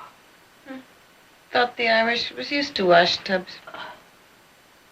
Talk travels quick here. What you in for? Thieving jewelry. Year? Unless the warden sees fit to make it less. Garrett gets paid for the prison. It'll be more, not less. Be that legal? Maybe not outside, but Garrick's the only law here. We already added at least a month today. Today? Button in over Mealy like that. Girl what fainted. Ah, yes. Did the doctor see it to her? Doctor won't be here for 2 weeks. Comes just once a month. But 'tis dead you could be. Yeah. It's one way of getting out. Poor life. Now, is there nothing we could do for her? Do? Ain't you made enough trouble? You already got Clute down on you. Down on me? For trying to help a poor sick lass? In here, nobody helps nobody, living or dying. I don't want no link with you, understand? Just stay to your own side of the coop. I got enough troubles.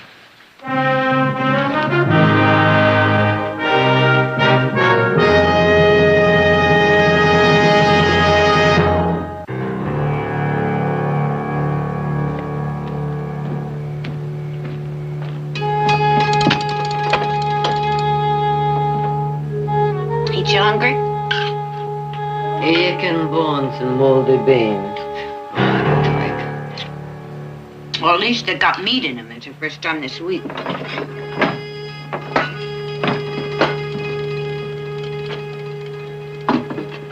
Garrick wants to see you, Kate. I ain't finished eating. Now, what kind of attitude is that for a gal with a fine gentleman hankering after her? Ah, gentlemen. Well, what else would you call a man who practiced at the bar? Only bar he ever practiced in was a saloon.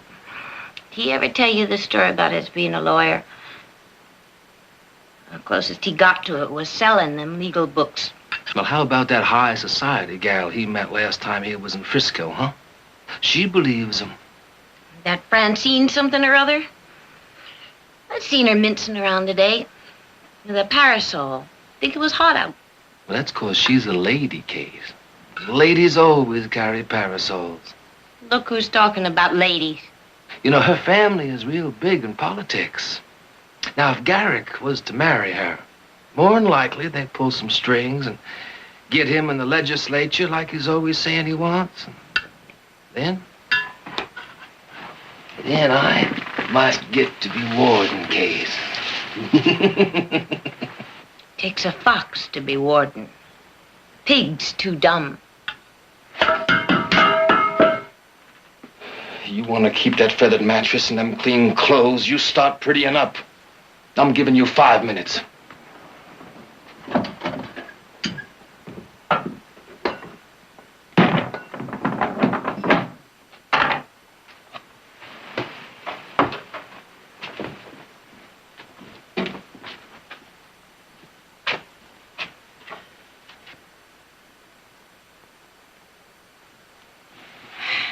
Kate, the warden. Do you care for him? Care for him? I hate him. And why do you not refuse to see him? You seen Mealy, ain't you? When she come here, she was pretty as paint. Now she's sick all over, maybe dying. And ain't you be the same? I told you I didn't want no link. I'm in here for 5 years. The only way to live through it is to not make trouble about anything.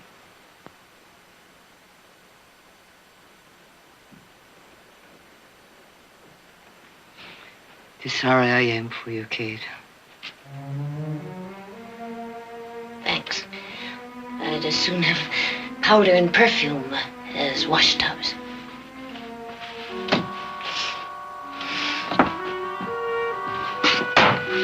Clute, I'm ready.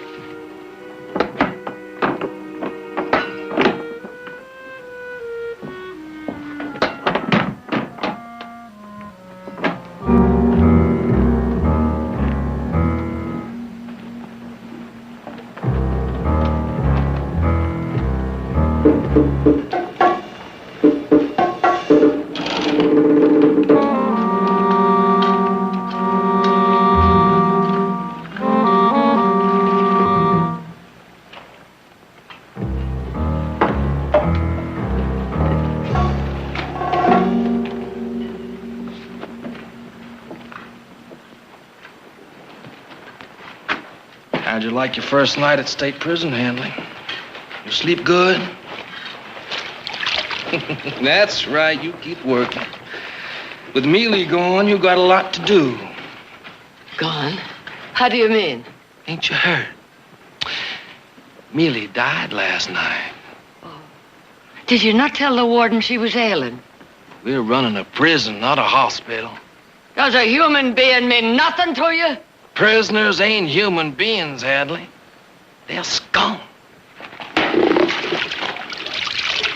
Like this here wash.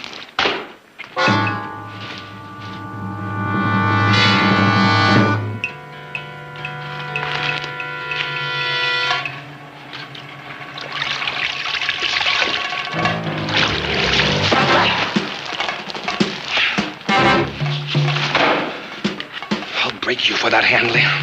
I'll break you. Dave! Bring them shackles! Put them on her.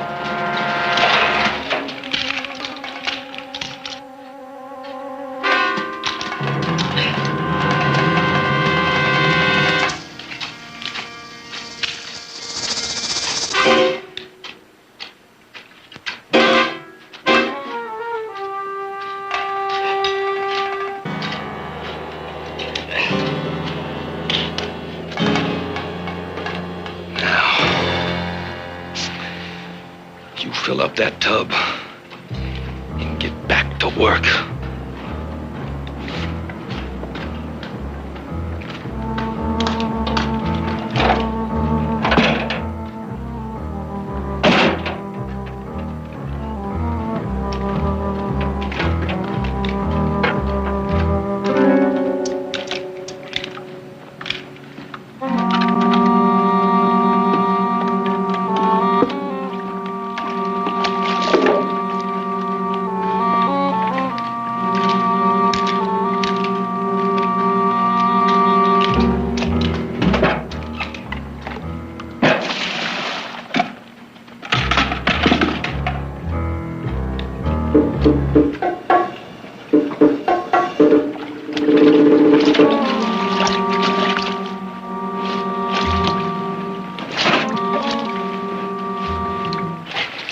Told you not to make no trouble.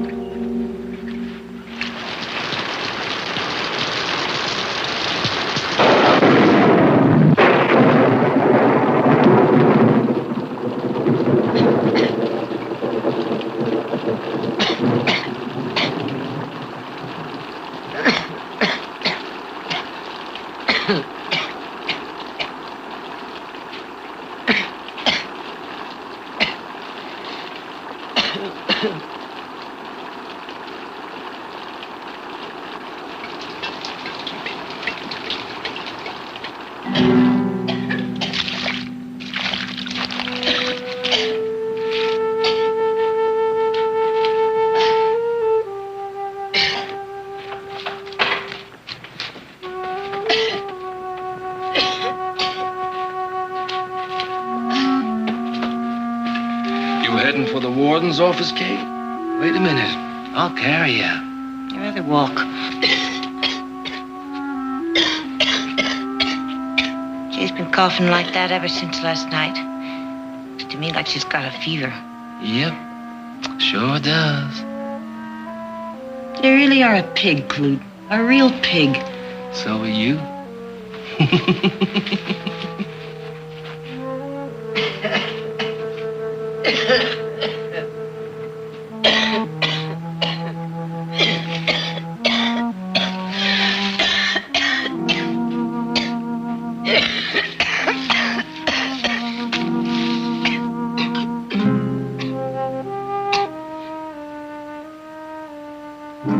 Beans will warm you better than that watered-down coffee. Oh, no. No, my throat. Oh, my throat's as raw as a March wind. Oh.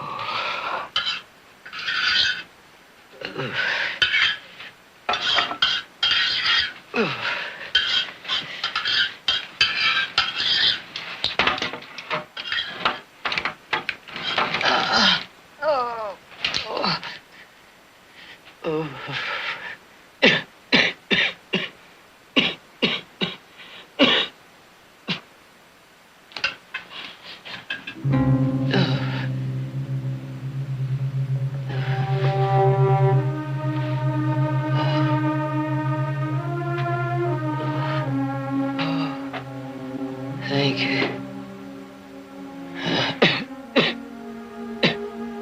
Cough all night. Neither one of us will get no sleep.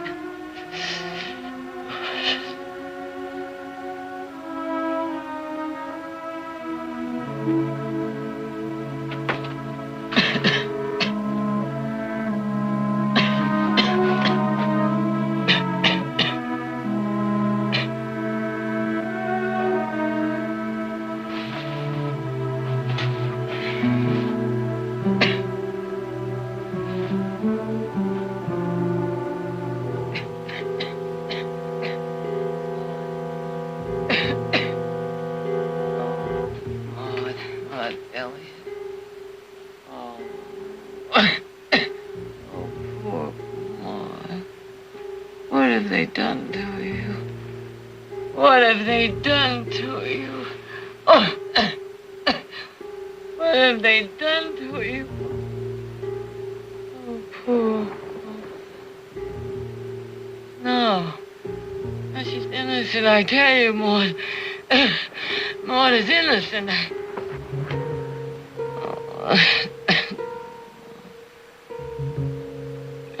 Come home, Maud. Come home with us. Oh, Jared again. Oh, Maud! Maud, it's so good to see you We again. missed you. Oh, Maud, you're going to stay with us until you're completely well and strong. You're not to think of going back to the millinery store until you are...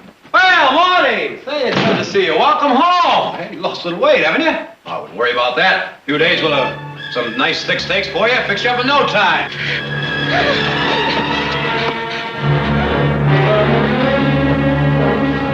It's all right, Maud. It's all right. Now, there's nothing to be afraid of. Come on, you come with me. Come on. Come right over here and sit down. Just relax. Nothing to be afraid of. That's the girl. Jared, what is it? Don't worry, Mother. It's nothing. Sheriff Bannock warned me this might happen. She's still in a state of shock. Shock? That prison she was in is a hellhole. Now, listen to me, Maud. There's nothing to be afraid of. You've got a full pardon. You're free. Jared. Maud. Now, listen. You have been proven innocent of that killing. You never have to go back to that prison again. Not ever. Do you understand? Audrey, will you take her upstairs?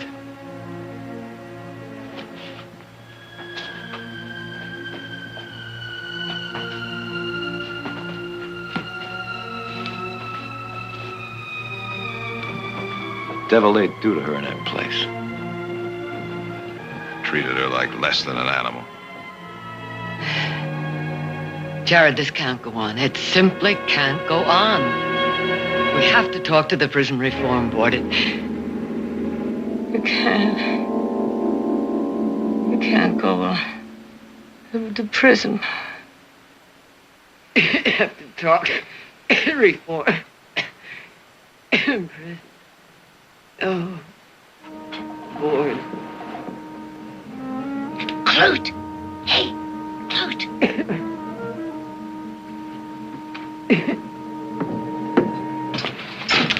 What's going on? I gotta see Garrick right away. It's important.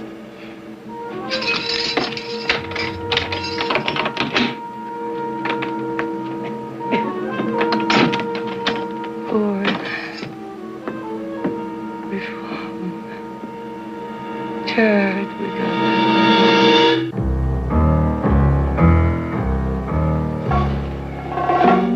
And she's no more Irish than I am. She talks just like us. Better even. Like she's somebody. A lady, maybe. Well, if she's not Irish, then her name probably isn't Nellie Hanley. If her name isn't Nellie Hanley, what is it? No trouble getting that answer out of her, Ward. We just beat it out of her. None of that. She has enough proof as it is. You really think she's a Reform Board investigator? A woman? Why not? They've tried every other way to prove we've been mistreating these prisoners. Those fools, if they had their way, they'd make this prison a vacation land. Yeah. What are we going to do? Well, who brought her in here anyway? Sheriff Bannock. I'll just take a ride over to Bowstring. Have a talk with him. Warden? About that porcelain bathtub. What? Says I won't have to wash in the trough no more with the others. You said I could have it next time I got some important information. Sure, Kate, sure, it's yours. Come on, Kate.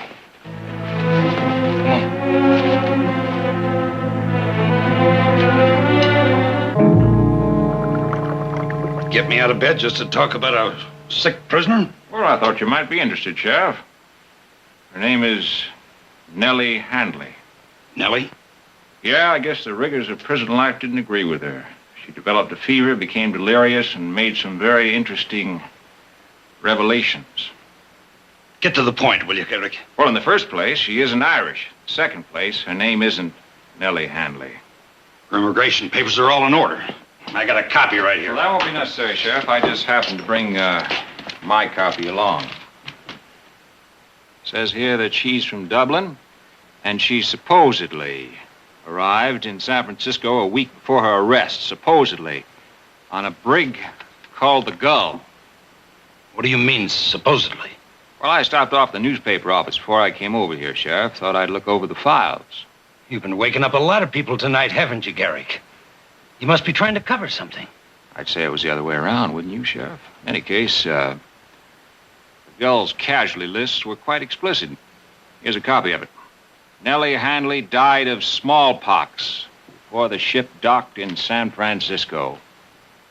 Now, look, Garrick, I don't know what you're up to, but whoever that woman is, I saw her rob a pawn shop, and I've got eyewitnesses to prove it. I'm not questioning your arrest, Sheriff. I think you managed that very cleverly. What I am interested in is who is Nellie Handley and what is her connection with Maud Elliott?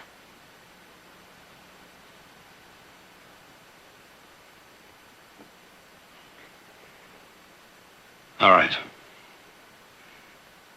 She's Victoria Barkley. Her son, Jared, is Maud Elliott's lawyer. Barkley. Stockton Barkley's? She's on the prison reform board. How bad is she? Sick enough to have a distorted view of prison conditions, I'm afraid. I doubt it. I want her released right away. I'll go on back to the prison with you. Sure, Sheriff, sure. You know, you've always had it in for me. Why? We're in the same business. We deal with scum. You have to keep them in line. Sure, I keep them in line, but I don't live off them. Drain out their insides to fill up my pockets. Prison is a place for punishment, Sheriff. A lot of people feel different. Like the prison reform board. Those meddlers. Sheriff, what I don't understand is your interest in this. Or maybe it's you that's filling your pockets. What? Maybe the reform board is paying you. The reform board doesn't even know about this. Nobody does. Are you trying to tell me that only you and Victoria Barkley are in on this? That's right. She wanted to make sure there wasn't a leak like there was before. And her family doesn't know anything about it? She didn't want to worry them none. Well, I'll be darned. Sheriff, you have renewed my faith in human nature. Let's go. Let's get it done with. Yes, Sheriff. Let's get it done with.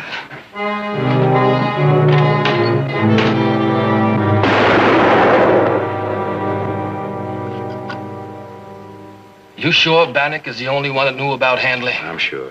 There's no chance you only wounded him. Told you he's dead. Take that coat over to Kate and have her clean it. By the way, how is Handley? Is she better or worse? Well, Kate says her fever's going down. Oh, that's unfortunate. Afraid we're going to have to arrange a little accident for her. Preferably at the hands of one of the prisoners.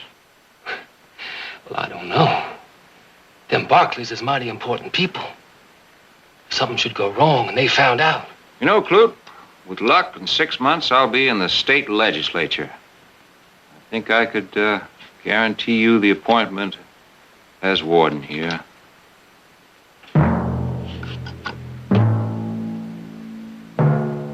This time tomorrow, Nellie Handley will be dead again.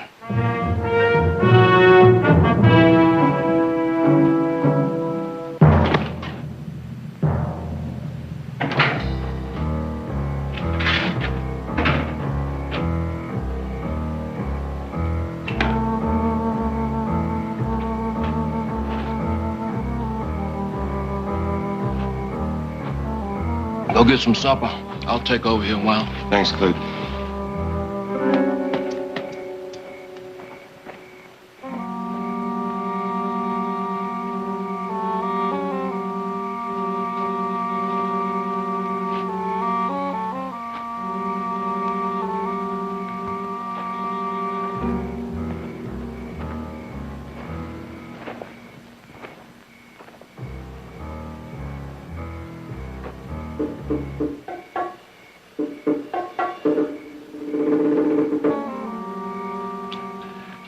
Like a little wild turkey, Mary? Go on, I had plenty. Go on, it's delicious. Ain't that good, huh? You know, I think they've been a little too hard on you, Mary. Keeping you out here alone at night when everybody's inside. Stake to the ground like you was some kind of animal. A little kindness goes a lot farther. Like we do you a good turn, you do us one. Ain't that how it works, huh? I think so. I think, for example, if I promised you them chains would come off for you, and you'd be out of this here prison in 6 months, you might do me a favor. I want you to do something for me, Mary. Nothing you ain't done before. I want you to kill somebody. One of your prison mates. You say no, you'll rot here another 10 years. Staked just like you are now. You'll never see the other side of that fence except in your coffin.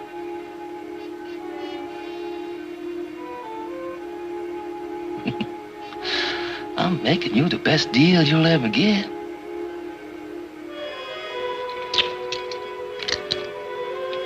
You think about it.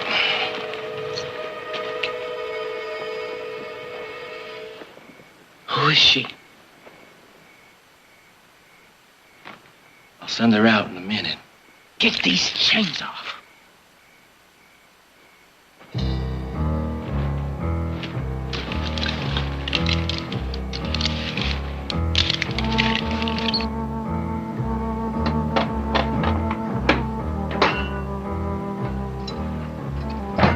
Get dressed. The warden wants to see you. What for? You just get dressed, Miss Nellie Handley.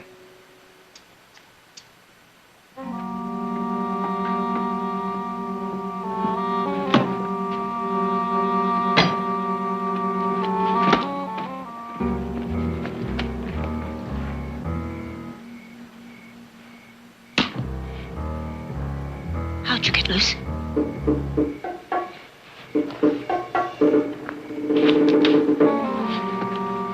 They ain't gonna like it. They find out you busted free.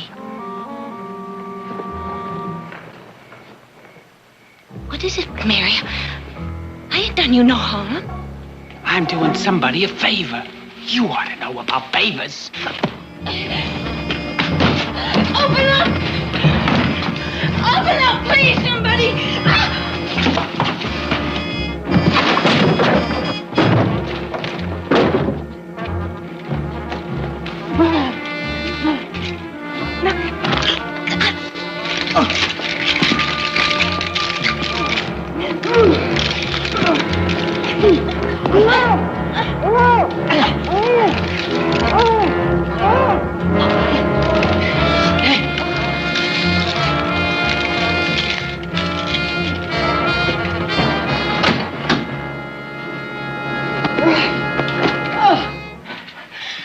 Could have been the end of me. Aye. Of both of us. You didn't have to help me. Why did you do it? Well, now, I couldn't leave a body to be murdered. I'd have left you.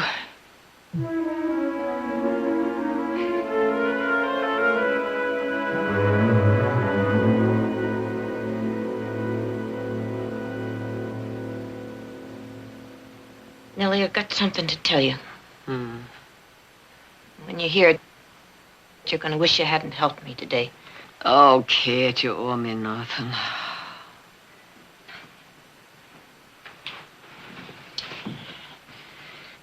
I've never been much on paying back before. Mostly, I took.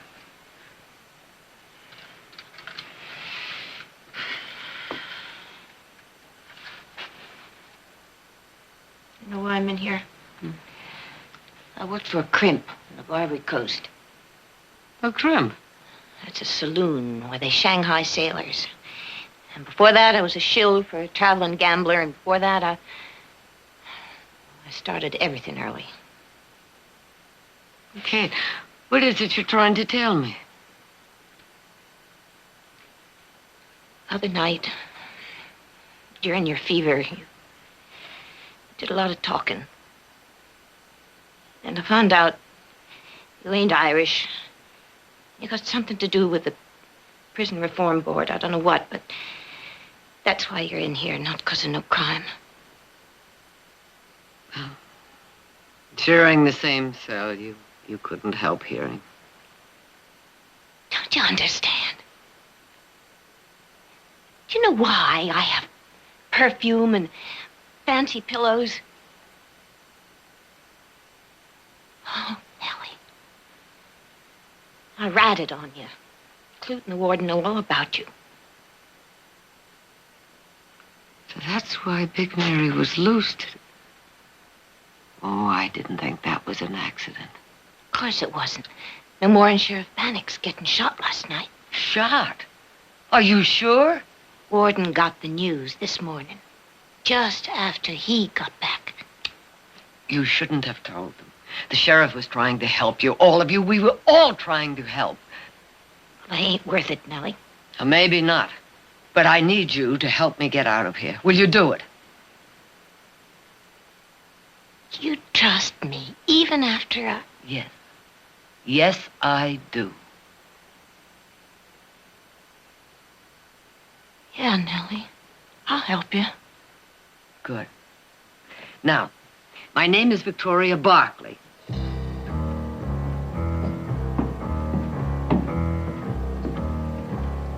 Ready, Kate? Hey.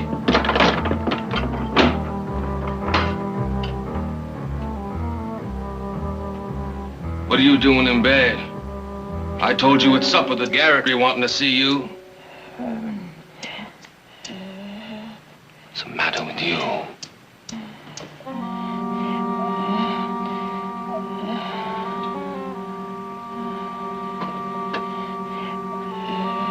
You're sick. Get the keys. That Clute never smelled like lilacs before. Hey, let's go.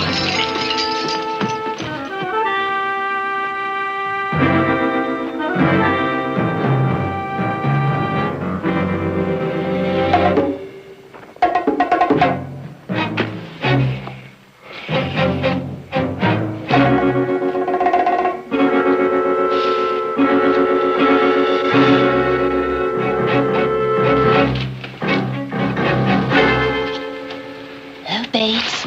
Kate, what are you doing? Just thought I'd keep you a little company. You're supposed to be inside. Well, you know that the warden gives me the run of this place, and I've been meaning for so long to get better acquainted with you. But I'm on duty. Well, then you'll just work a little harder tomorrow, hmm?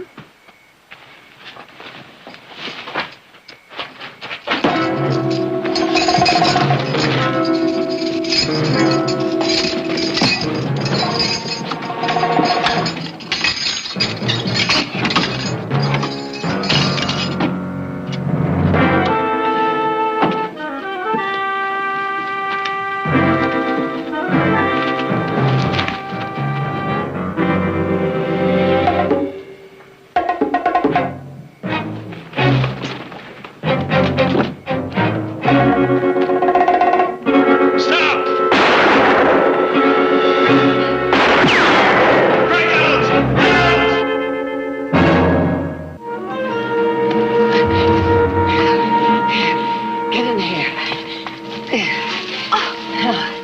Let me look at this.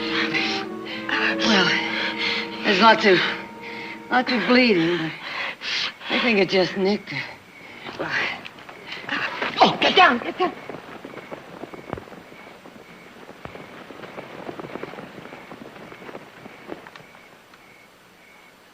You wait here. Where are you going? Well, there must be a farmhouse or something where I can Maybe I'll find a wagon and some horses. So they spot you. No, I'll be careful. But if they do, I'll tell them we got separated. I don't know which way you went.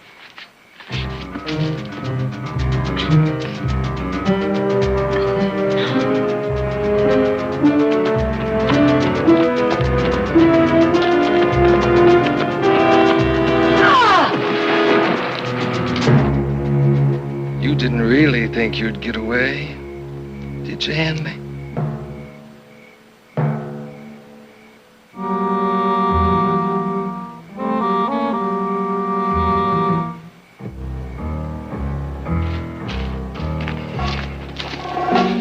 Still no sign of Kate. You ready to tell me which directions you went? I told you I don't know. When we get you back to prison, you will.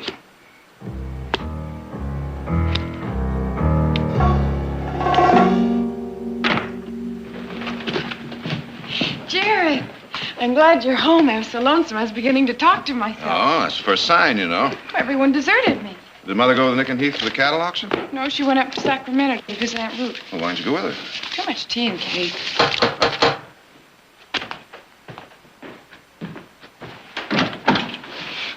Mr. Barkley, Yes, what is it?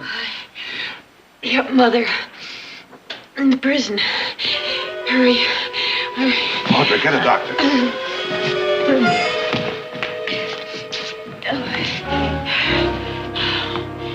But Kate Wilson is a notorious liar, as her record of convictions will show. She escaped 4 nights ago, alone. We've been looking for her ever since. Well, you can stop looking for her. She's under the protective custody of the Reform Board, pending investigation of this prison. Here's the court order. Well, very formidable, Mr. Barkley. My congratulations. This preposterous story. Now you get this clear. Kate traveled miles with a bullet in her leg and gave herself up to tell me this preposterous story. Now, are you going to take me to the women's section or not?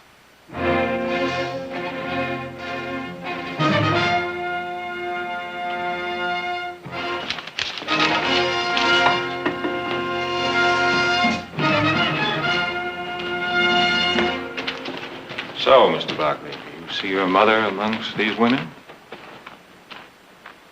I'd like to see the cells. You are authorized to see the prisoners, nothing more. That means all the prisoners. I told you, you have. You're lying, of course. Now, either you let me see those cells or my next authorization comes from the governor himself. Fine. But until then, these cells will remain off limits to the public. All right, Mr. Garrett. But I'll be back. You can count on that.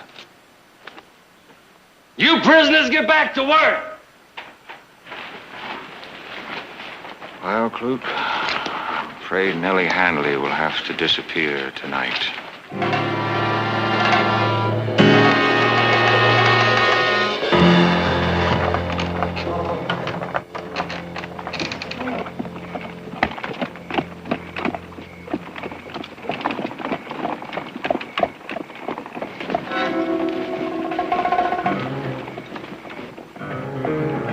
Hold it, Barkley.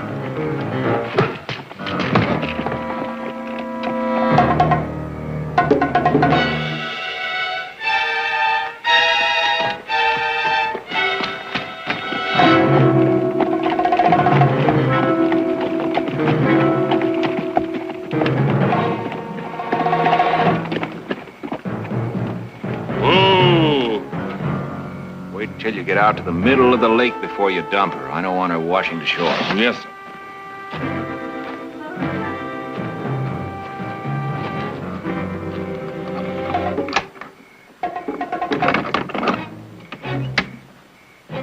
No! No, no, no! We're just going in that rowboat.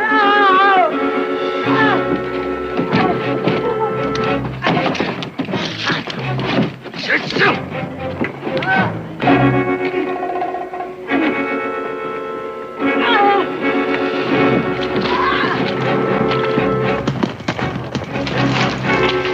Hold it right there!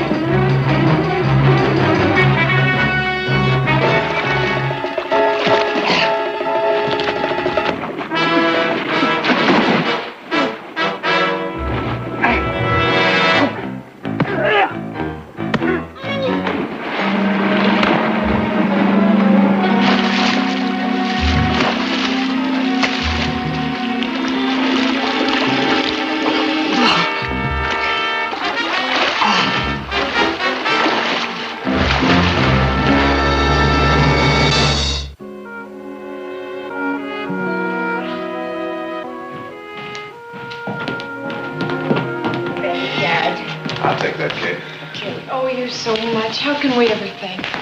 It's me what owes, just for being here. Sure wish I didn't have to leave. Oh, Kate, you'll be going back to the same prison, but it won't be the same way. The Prison Reform Board has appointed a new warden and replaced all the guards. Ain't like being free, though.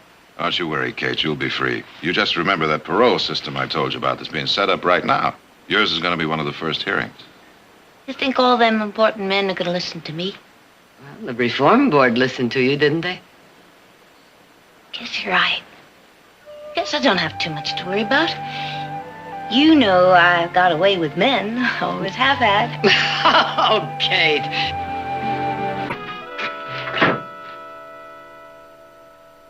You're Ned Stokely's son? Yeah. All the way from St. Louis, huh? That's right.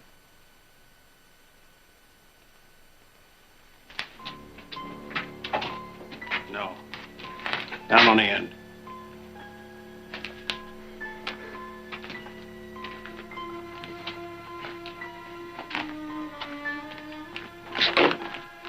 No.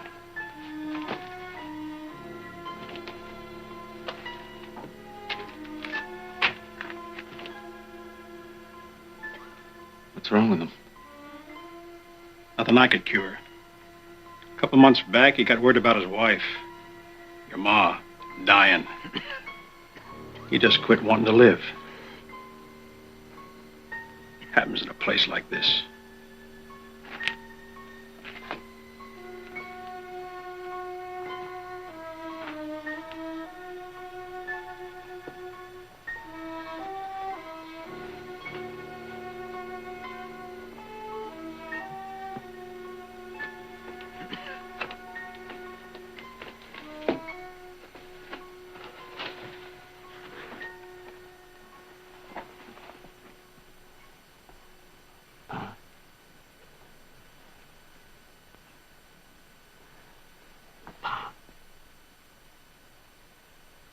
It's me, Rich.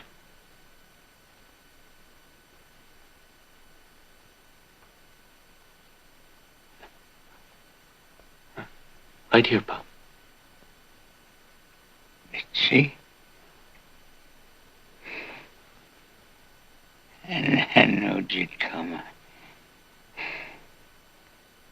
Grown man now, ain't you? That's right, Pa. Billy. Where's Billy? Up to Denver. I sent for him. Just as soon as I found out he was ailing. You just hold on. No time. 20 years they've had me in here. Away from you, Billy. Your mother. She'd be alive today if I hadn't been put in here. Don't, Pa. Don't. You listen to me. Them two. The two that said I did the killing. It was their word against mine. I know, Pa. They's the killers. Don't. Easy. Stockton. Overman Stockton. The banker man. And the other one. The woman. Victoria Barkley. You promise me you'll make them pay for what they've done. Promise me.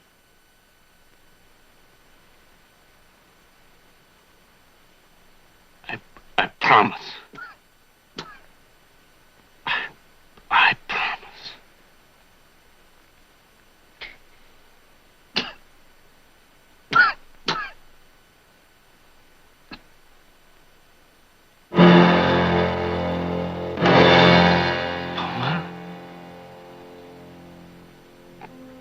Huh?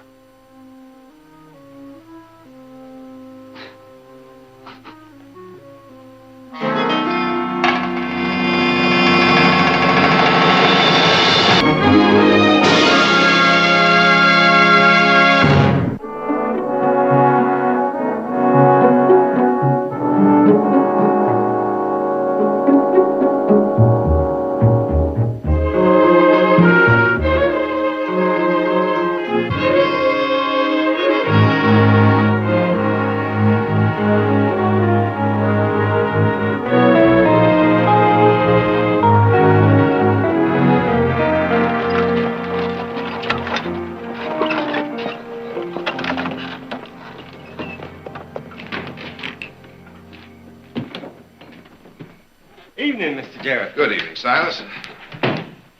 Jared, you're late. And starved. We'll have dinner whenever it's ready. Yes, Mrs. Buck. Well, how are things in town? Oh, very dull and uninteresting. Maybe we should all move to San Francisco. Oh? From your daughter. You have time for a sherry if you'd like. Oh, good. Staying until the end of the month, too many things to do. Love, Audra. Well, now, isn't that newsy full of information? But San Francisco is a difficult place to leave. Who's winning? Lady Luck, which happens to be on Nick's side tonight. Oh? Well, I may just make plans to change that right after dinner. And I may just give you the chance. Well, Jared, it seems you have plans to change a lot of things. What's that?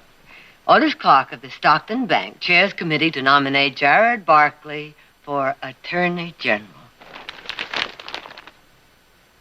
Now, where did they get that terrible picture? I gave it to him. After all, as your campaign manager. Co-campaign manager.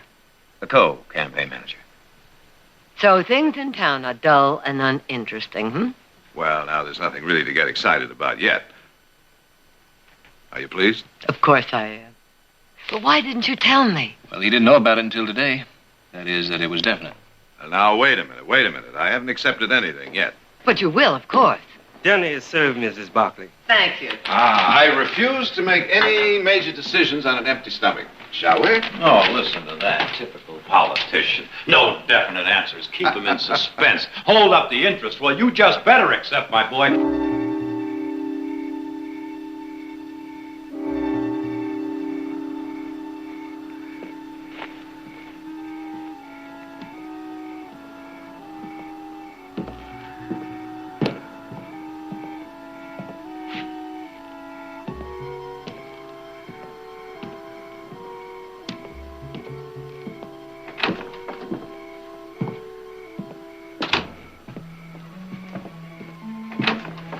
Evening, Fred. Evening, Otis. Closing up? Hold a minute. Got some things to put away first. You going to that committee meeting tonight? Yeah, after I finish making my rounds and have my supper. Well, why don't you come over to the hotel? We'll have supper and go together. In about 10 minutes. Fine. 10 minutes it is.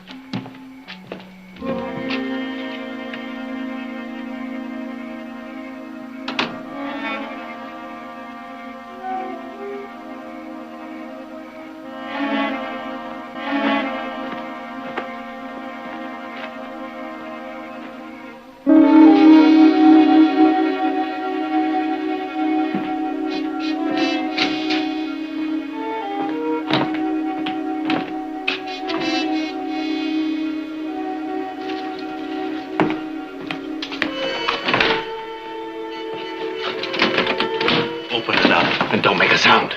40, move.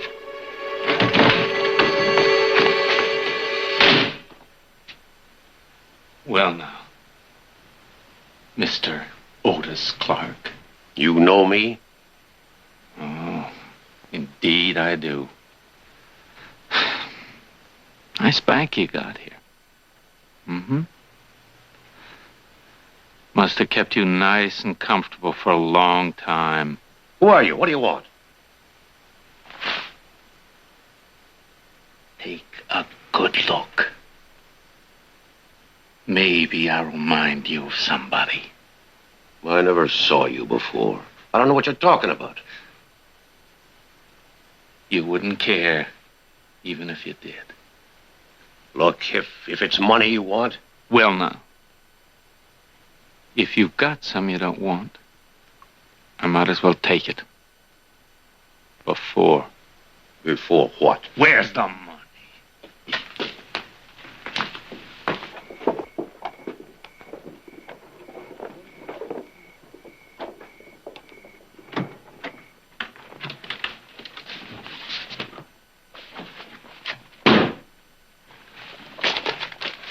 Figured it out yet? But who I remind you of? I told you. I don't know what you're talking about. Get out!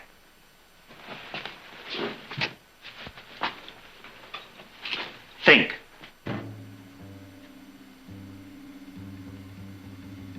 What about state prison? State? My name's Stokely.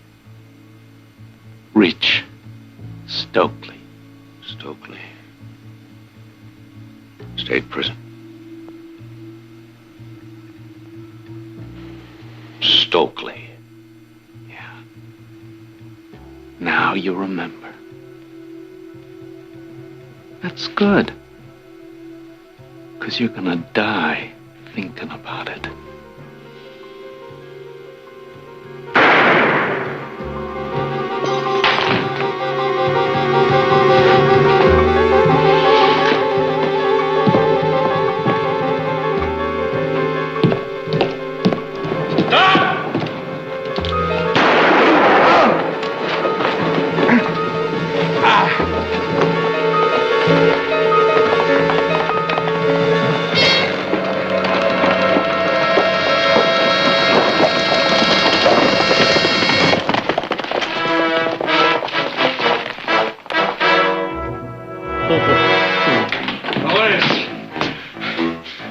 Otis!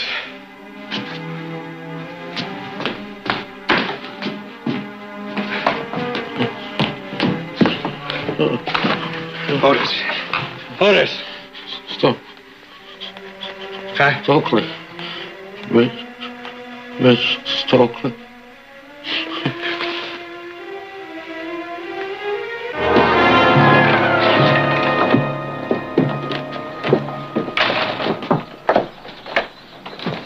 Fred? Yeah? Find out anything? Yeah, it was new money. Brand new. Serial numbers checked with the list the Treasury Department sent me. It's a lucky break. Yeah, I'm going to telegraph this list to every law enforcement office in the state. Let's hope he starts spending it soon. I guess Otis's wife does, too. By the way, she's inside waiting. She said she'd been looking for you. How's she taking it? Oh, about as well as can be expected. Consider.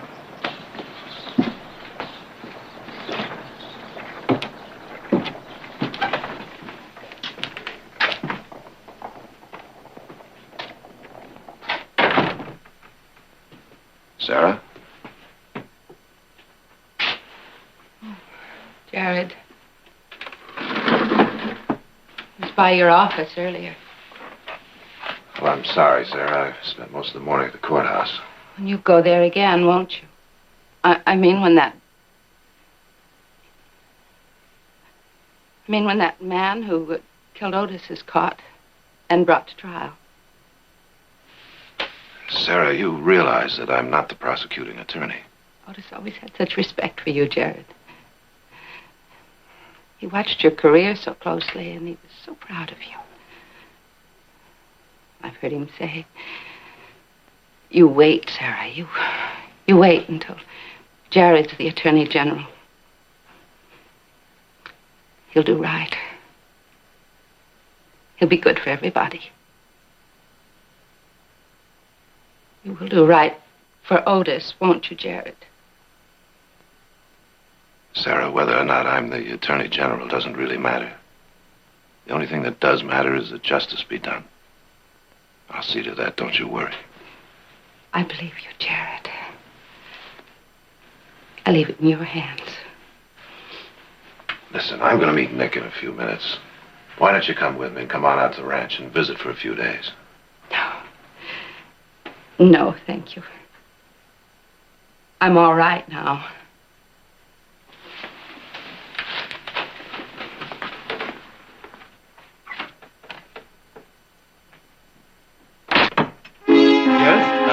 Afternoon. How do you do? Mr. Barkley here. Which one of the Barkleys? The lawyer. Jared. No, he isn't, but he's expected. Mr. Heath is here. How about Mrs. Barkley? She's out visiting. Well, I'll just wait.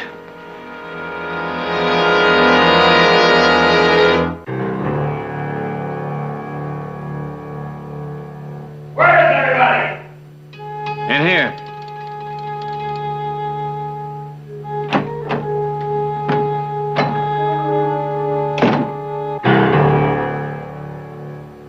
Jared, Nick, meet Rich Stokely. Howdy. It's a pleasure. A real pleasure. You're Rich Stokely? Yes, sir. I sure am. How'd he get in here? Knocked on the door. Just like that, eh? Just like that. You realize you're wanted for murder? Yes, sir. I sure do. That's why I came here. I want to see you. I figure I'm going to need a lawyer. A good one. And I hear you're the best. Listen to him, Jared. He's got quite a story to tell.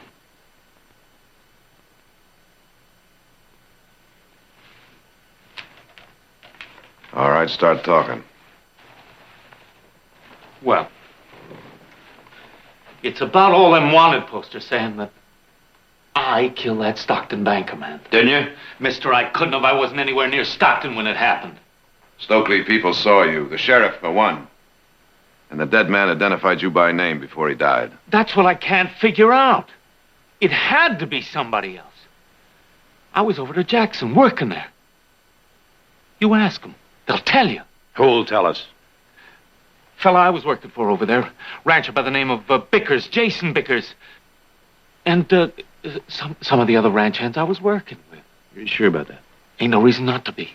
Look, I figure maybe it was somebody who had it in for me. No? Use my name.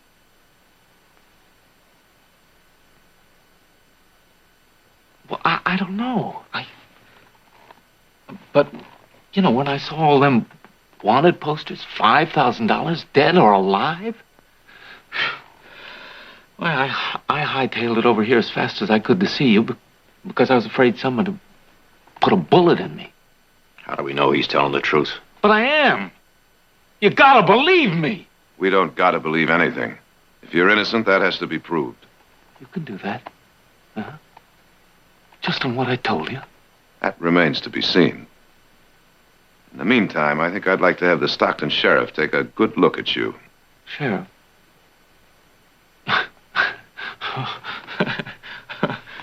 Boy, he'll throw me in jail, won't he? Probably. Well, is that what you want me to do? Right at the moment, Stokely, I don't see that you have any choice.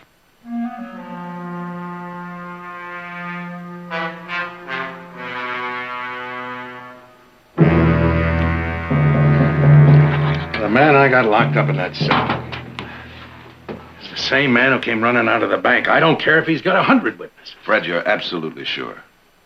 Good Lord, man, he took a shot at me. Of course I'm sure. I'd swear to it. Well, when we get to court, I'm afraid you'll have to.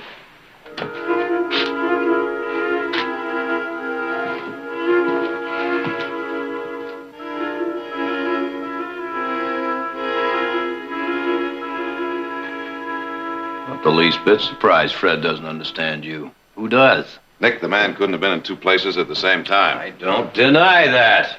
The jury will decide.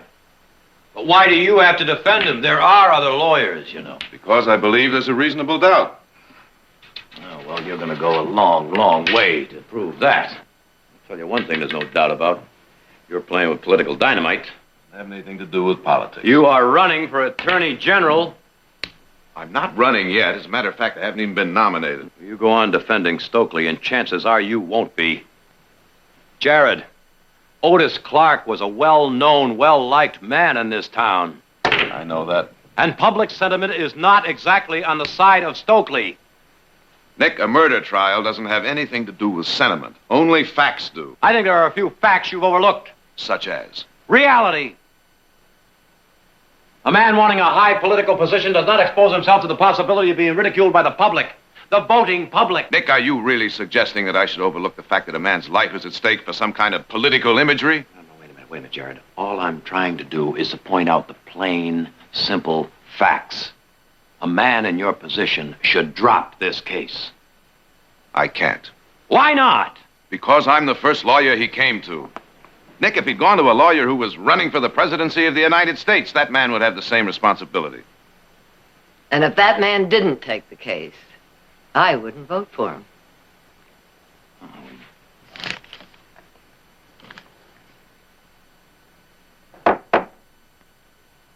All right, we can proceed.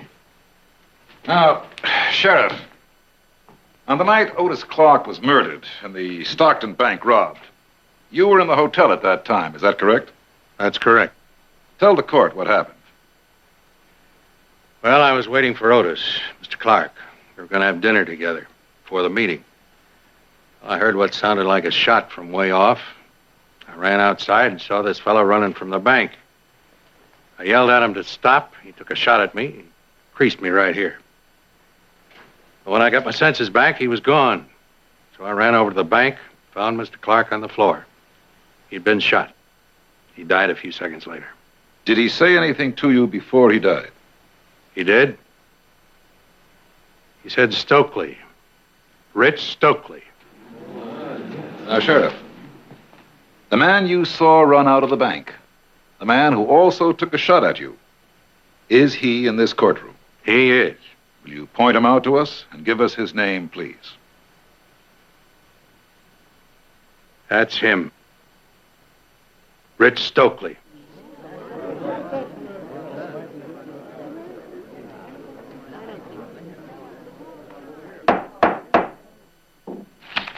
Now, Sheriff, have you ever seen the defendant, Rich Stokely, before? No.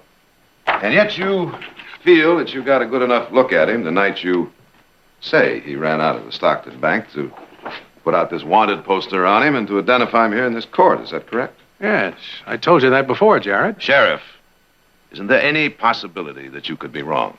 No. I see. Sheriff, how would you describe a man of medium height?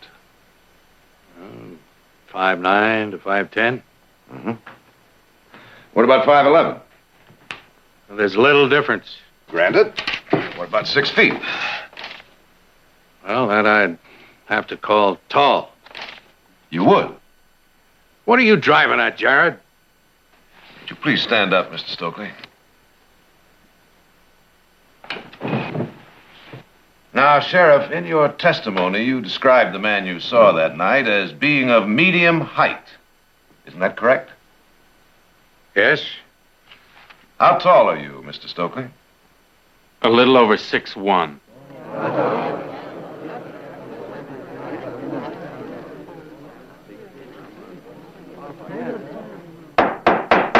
Now, Sheriff, I have here in my hand a copy of the voter registration list from the last general election in the city of San Francisco. City of considerable size, wouldn't you say? Yes. Well, let's look here under S.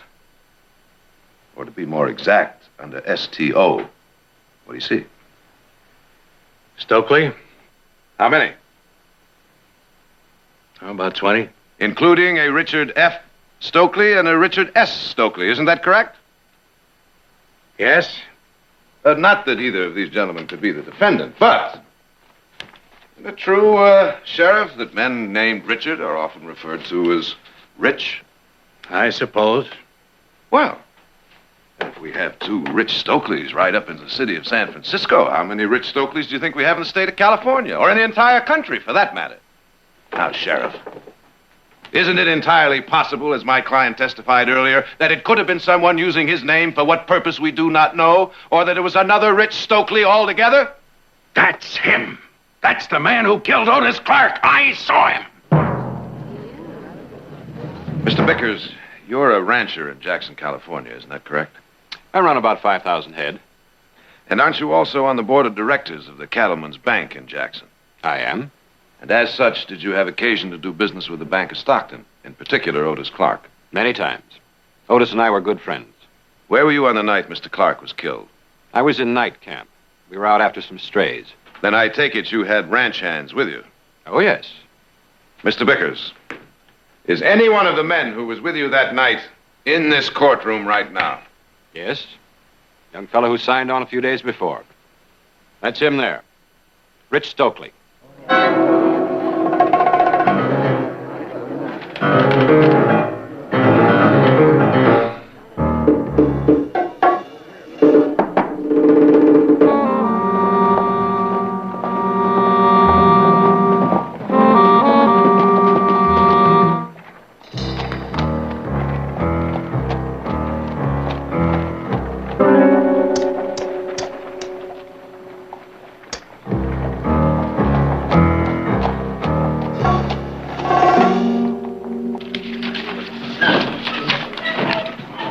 See you, and I'll raise it 10.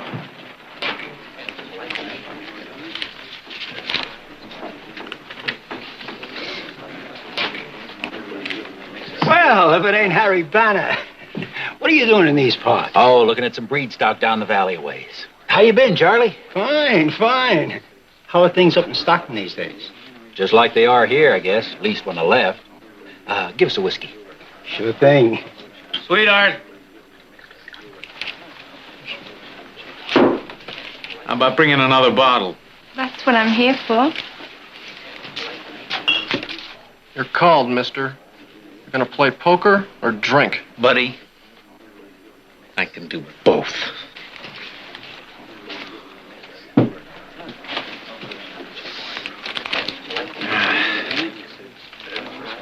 That's for the bottle, and that's for you. You just stick around till I get through playing here.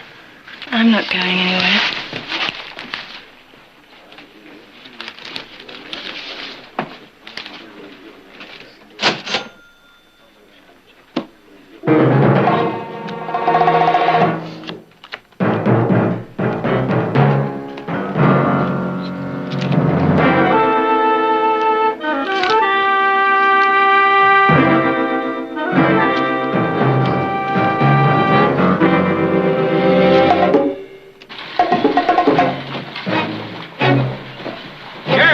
Wait a minute.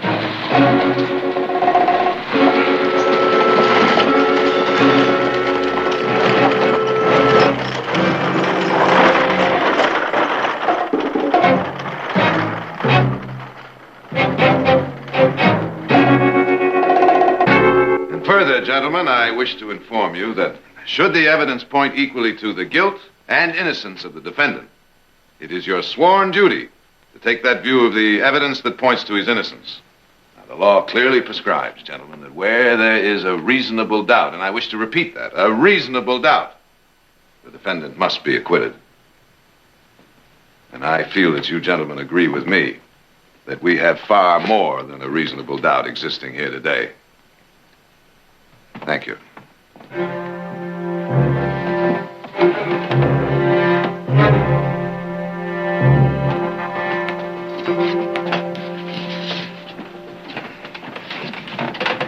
Will the defendant please rise?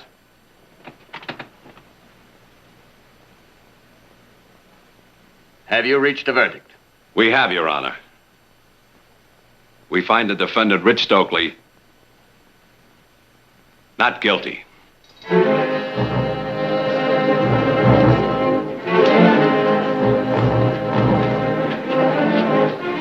Thanks. No!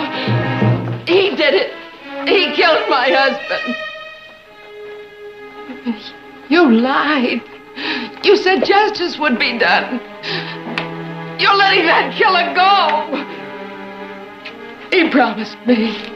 Your son promised me. What kind of a man are you? Liar. Sarah, please. You call this justice? But my husband is dead at his hands. And your son is setting him free. My husband is dead.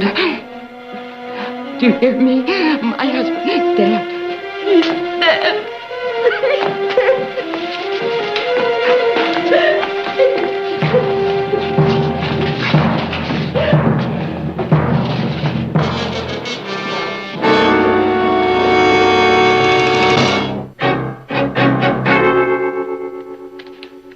And here's a release for your horse and gear down at the livery stable. Thanks, Sheriff. Wire for you. Sheriff Dolan, Modesto. I reckon you better read it. All right, thanks, Bert.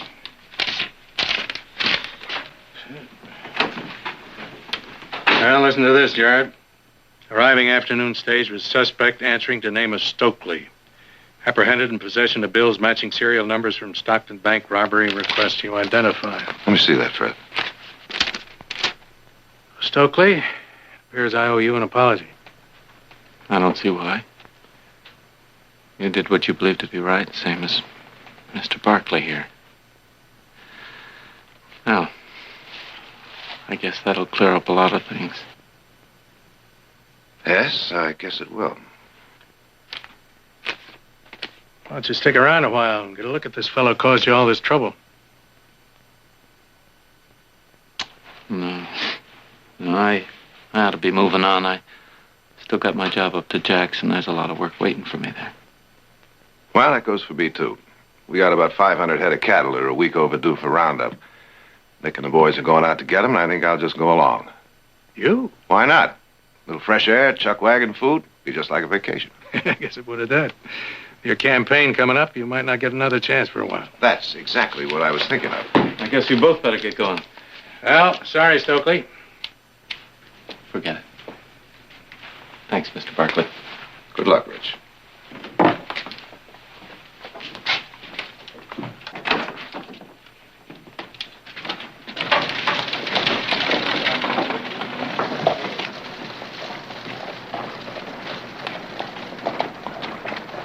I guess I'll see you in about a week. You know, I always figured you'd make a fine attorney general, Jared. I'm sure of it. Just put all that in the form of a vote, will you, Fred? Yeah.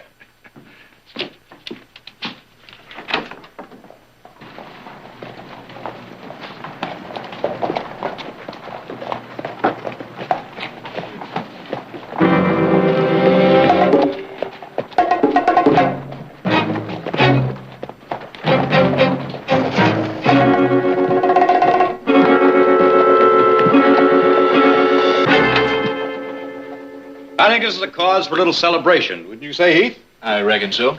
Well, for a little while there, I thought there was some doubt. But a shadow of a doubt. You said so yourself. Which has now been removed. I think that's enough joking about it. Let's forget it. Forget it on the contrary. I'm here to remind one and all that Jared did hold on to his convictions, and in the face of determined opposition. And I might add, from some members of his own family. Now, what kind of a man would do that? What kind of a man is standing before you now? The man who should be occupying the office of Attorney General. Here, here. Speaking of occupying, we have a couple of saddles waiting for us. Oh, you're coming with us, Brother Jared? You bet I am, but I just want to close out the file on the Stokely case first, so I'll meet you in the morning. We'll be in the north pasture in case you need anything. Oh, by the way, while you're not doing anything, you might give some thought to that speech you're going to make in front of the nominating committee. That's in 2 weeks. It's an acceptance speech.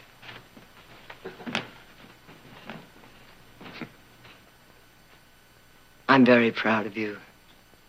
Thank you, Mother.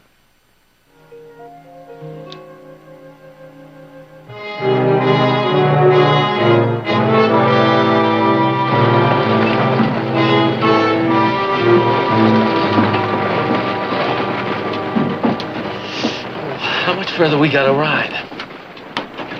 Couple more hours. Sure a waste of time. You've said that. I know, and I'll say it again. I didn't rob no bank, and I didn't kill no banker. I was over to Jackson when all that happened, working the ranch over there. And how'd you get that money? Oh. That's just a coincidence. Like everything else. Money changes hands, you know. I could have gotten it any place.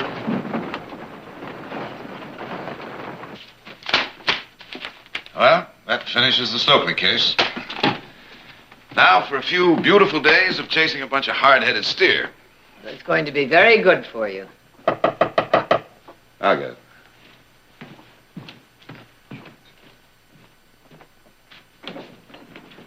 Thank goodness you're here.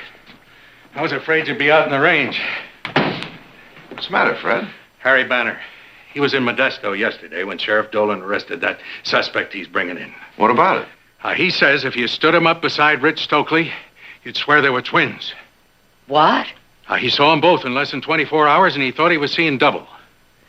And the other man's name is also Stokely? That's right. You mean it's possible that I freed a guilty man this morning? Well, that's what I was figuring. Of course, why not? One here in Stockton, the other in Modesto. While one commits a crime here, the other covers for him someplace else. Well, I'll know for sure when that stage gets here. Who could have figured there'd be two of them? Well, of course, we don't know for sure. It could be coincidental. 2 people with the same name.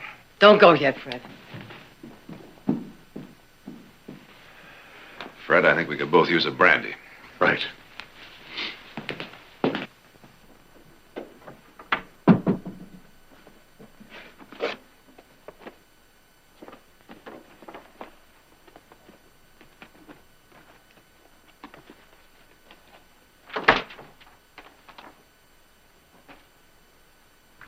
You want another, Fred? No, thanks. You want to take a swing at me, go ahead. No, not now. This morning, maybe, when you had me on that witness stand. Sorry, Fred. I'm afraid I was a little rough on you. Oh, it wasn't as bad as all that. The only thing that really got me was to be told that I didn't see what I really had seen. It kind of shook my confidence in myself. He's done a pretty good job on my confidence, too. I thought his story was airtight. Now, wait a minute. You just did what you had to do. Well, maybe Harry Banner's wrong. No. No, Harry Banner wasn't wrong. When I heard Fred say that Rich Stokely might be a twin, it brought something to mind that happened a long time ago. Happened right here in Stockton. Well, I'd forgotten all about it until Fred said what he did. What are you getting at, Victoria? Well, 20 years ago, I was a witness at a murder trial. These are the records. There was a man. His name was Stokely. And he was part of a gang that tried to rob the old miners' bank. There was a killing. I saw it. So did Otis. Otis? Otis Clark. He worked at the bank at that time. It was our testimony that convicted the man. When they took him from the courtroom, he screamed. He swore that if he ever got out, he'd kill us both. Well, they had given him life, so his threat didn't really worry me. But I never considered his children as part of that threat. His children? 2 boys, both born on the same day. Well, I got to meet that stage. I take it you'll be around? Yeah, I'll be around. I'll be back when I find out something. Well, I guess there's nothing to do but wait. What time does the Modesto stage get in? Late? About sundown.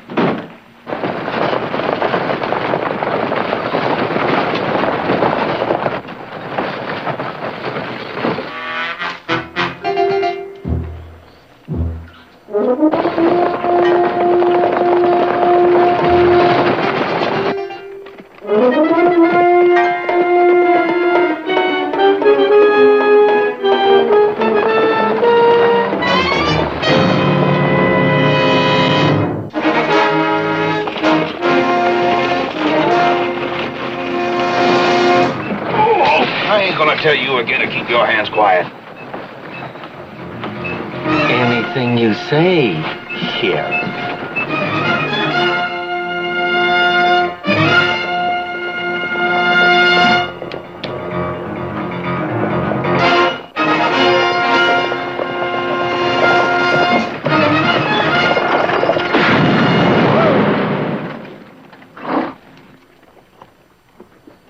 You all right, Charlie? Yeah, I'm all right. Hey, driver! And you in the coach! Throw your guns out! Oh, boy. You better do what he says.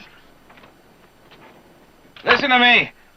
I'm a sheriff from Modesto. Sheriff Dolan. I've got a prisoner here. There are no passengers, nothing of value on this coach. He telling the truth, Billy? He sure is, Rich! What is this? Just him and me in here. Hand your gun over to my brother! Brother? That's right. Now, you gonna do like he says, or you gonna let that driver up there get killed?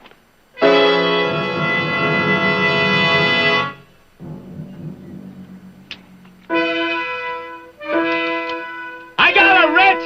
Come on out! Now get me out of these!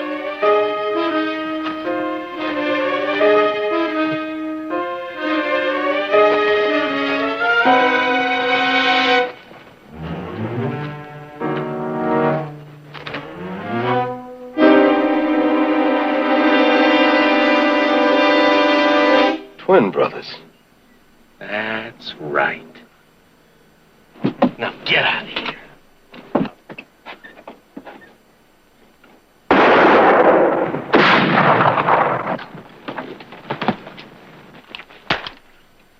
What'd you do that for? You were supposed to keep out of sight till you heard from me. How come you went spending that money? All I wanted was a couple of drinks. A little fun. I got tired of waiting. You got tired of waiting. How long did Pa have to wait? Come on. Let's finish what we gotta do and clear out of this country.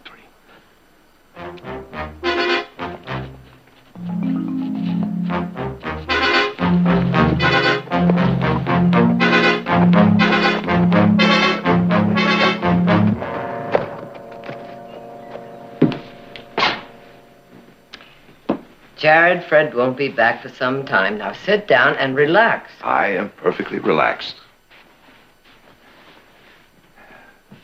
You're worried, aren't you? Worried? Sure, I'm worried. I'm worried about that nominating committee. Well, they can't condemn you for upholding your convictions. Oh, you think they can't? Those men are politicians. All they care about is winning an election. They were the same way before the trial. You weren't worried then. Well, that was different. True. So why don't you say what's on your mind? You're worried about me, aren't you? Of course I am. Well, Jared, I must admit, I don't like the idea of one or both of those men probably planning to kill me, but,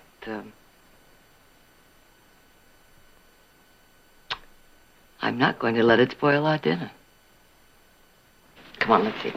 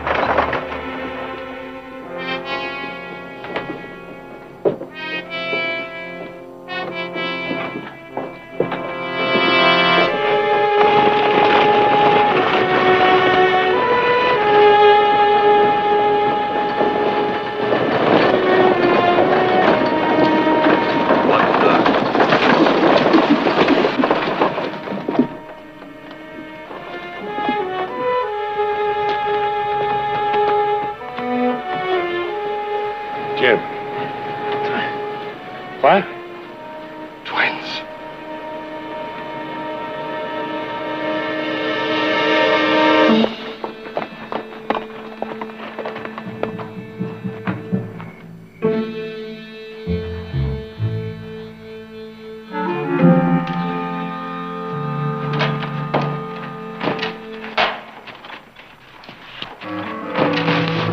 Place is empty. They're all out and round it. You go that way, I'll go that way.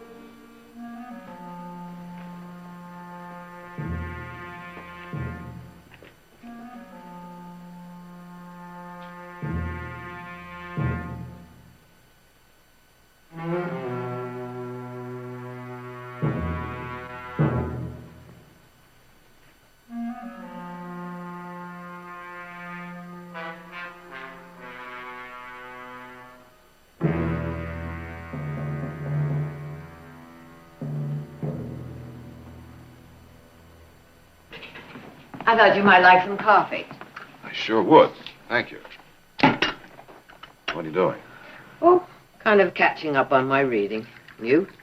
Just trying to finish this acceptance speech, just in case I still win that nomination. Well, then I'll let you alone.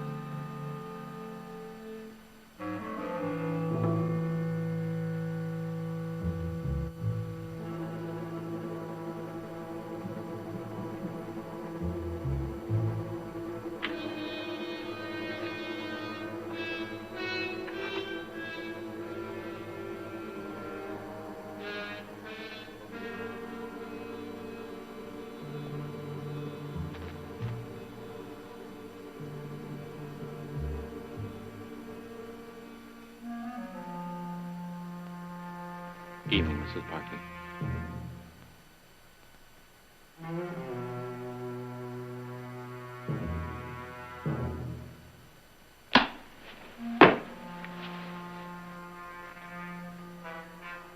Figure maybe you'd like to meet my brother.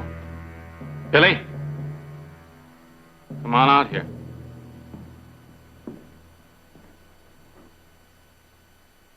Take a good look at the woman who killed our pa. So, this is Mrs. Barkley. How did you get in here? Jimmy'd opened the back window. Wasn't nobody around to stop us. Hold on now, Billy. We got plenty of time. Just like Pa had. Plenty of time. You're fools, both of you. If you've come here to get revenge for what happened to your father, you made a big mistake. No, Mrs. Barkley, you made the mistake. 20 years ago. Your father was a murderer. He got exactly what he deserved. And you put him there to die. You and that banker. That's why we're here. It's what Pa wanted. Have you forgotten what my son Jared did for you? You're a free man. But if you kill me, they'll hang you for sure. Have a hard time proving it was us, Mrs. Barkley. It doesn't make any difference which one of you does it. They'll get you both for murder. All right, that's enough. You just quiet down and... Shut up!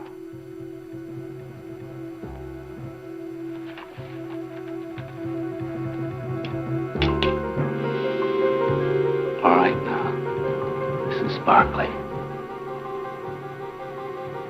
Turn around.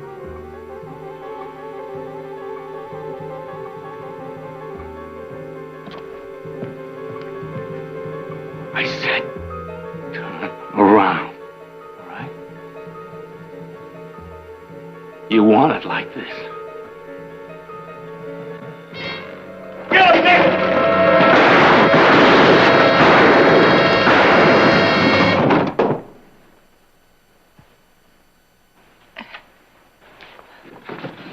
Are you all right? I'm fine. I'm fine.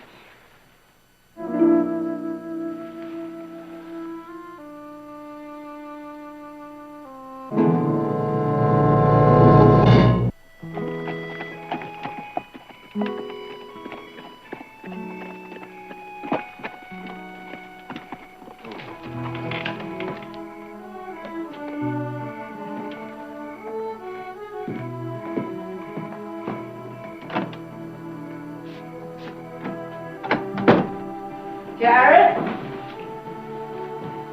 Jared, how did it go? You mean my acceptance speech? Uh-huh. Well, I didn't make it. Oh. Well, why not? Well, simple fact is, I turned the nomination down. Oh? I've been doing a lot of thinking since I had that little talk with Nick about the hard practicalities of politics. All the compromises. The really hard facts that I hadn't thought about. I just decided that I wasn't a politician after all. I'm a lawyer. Well, I'm not disappointed, not really. You know, somehow I didn't think you would be.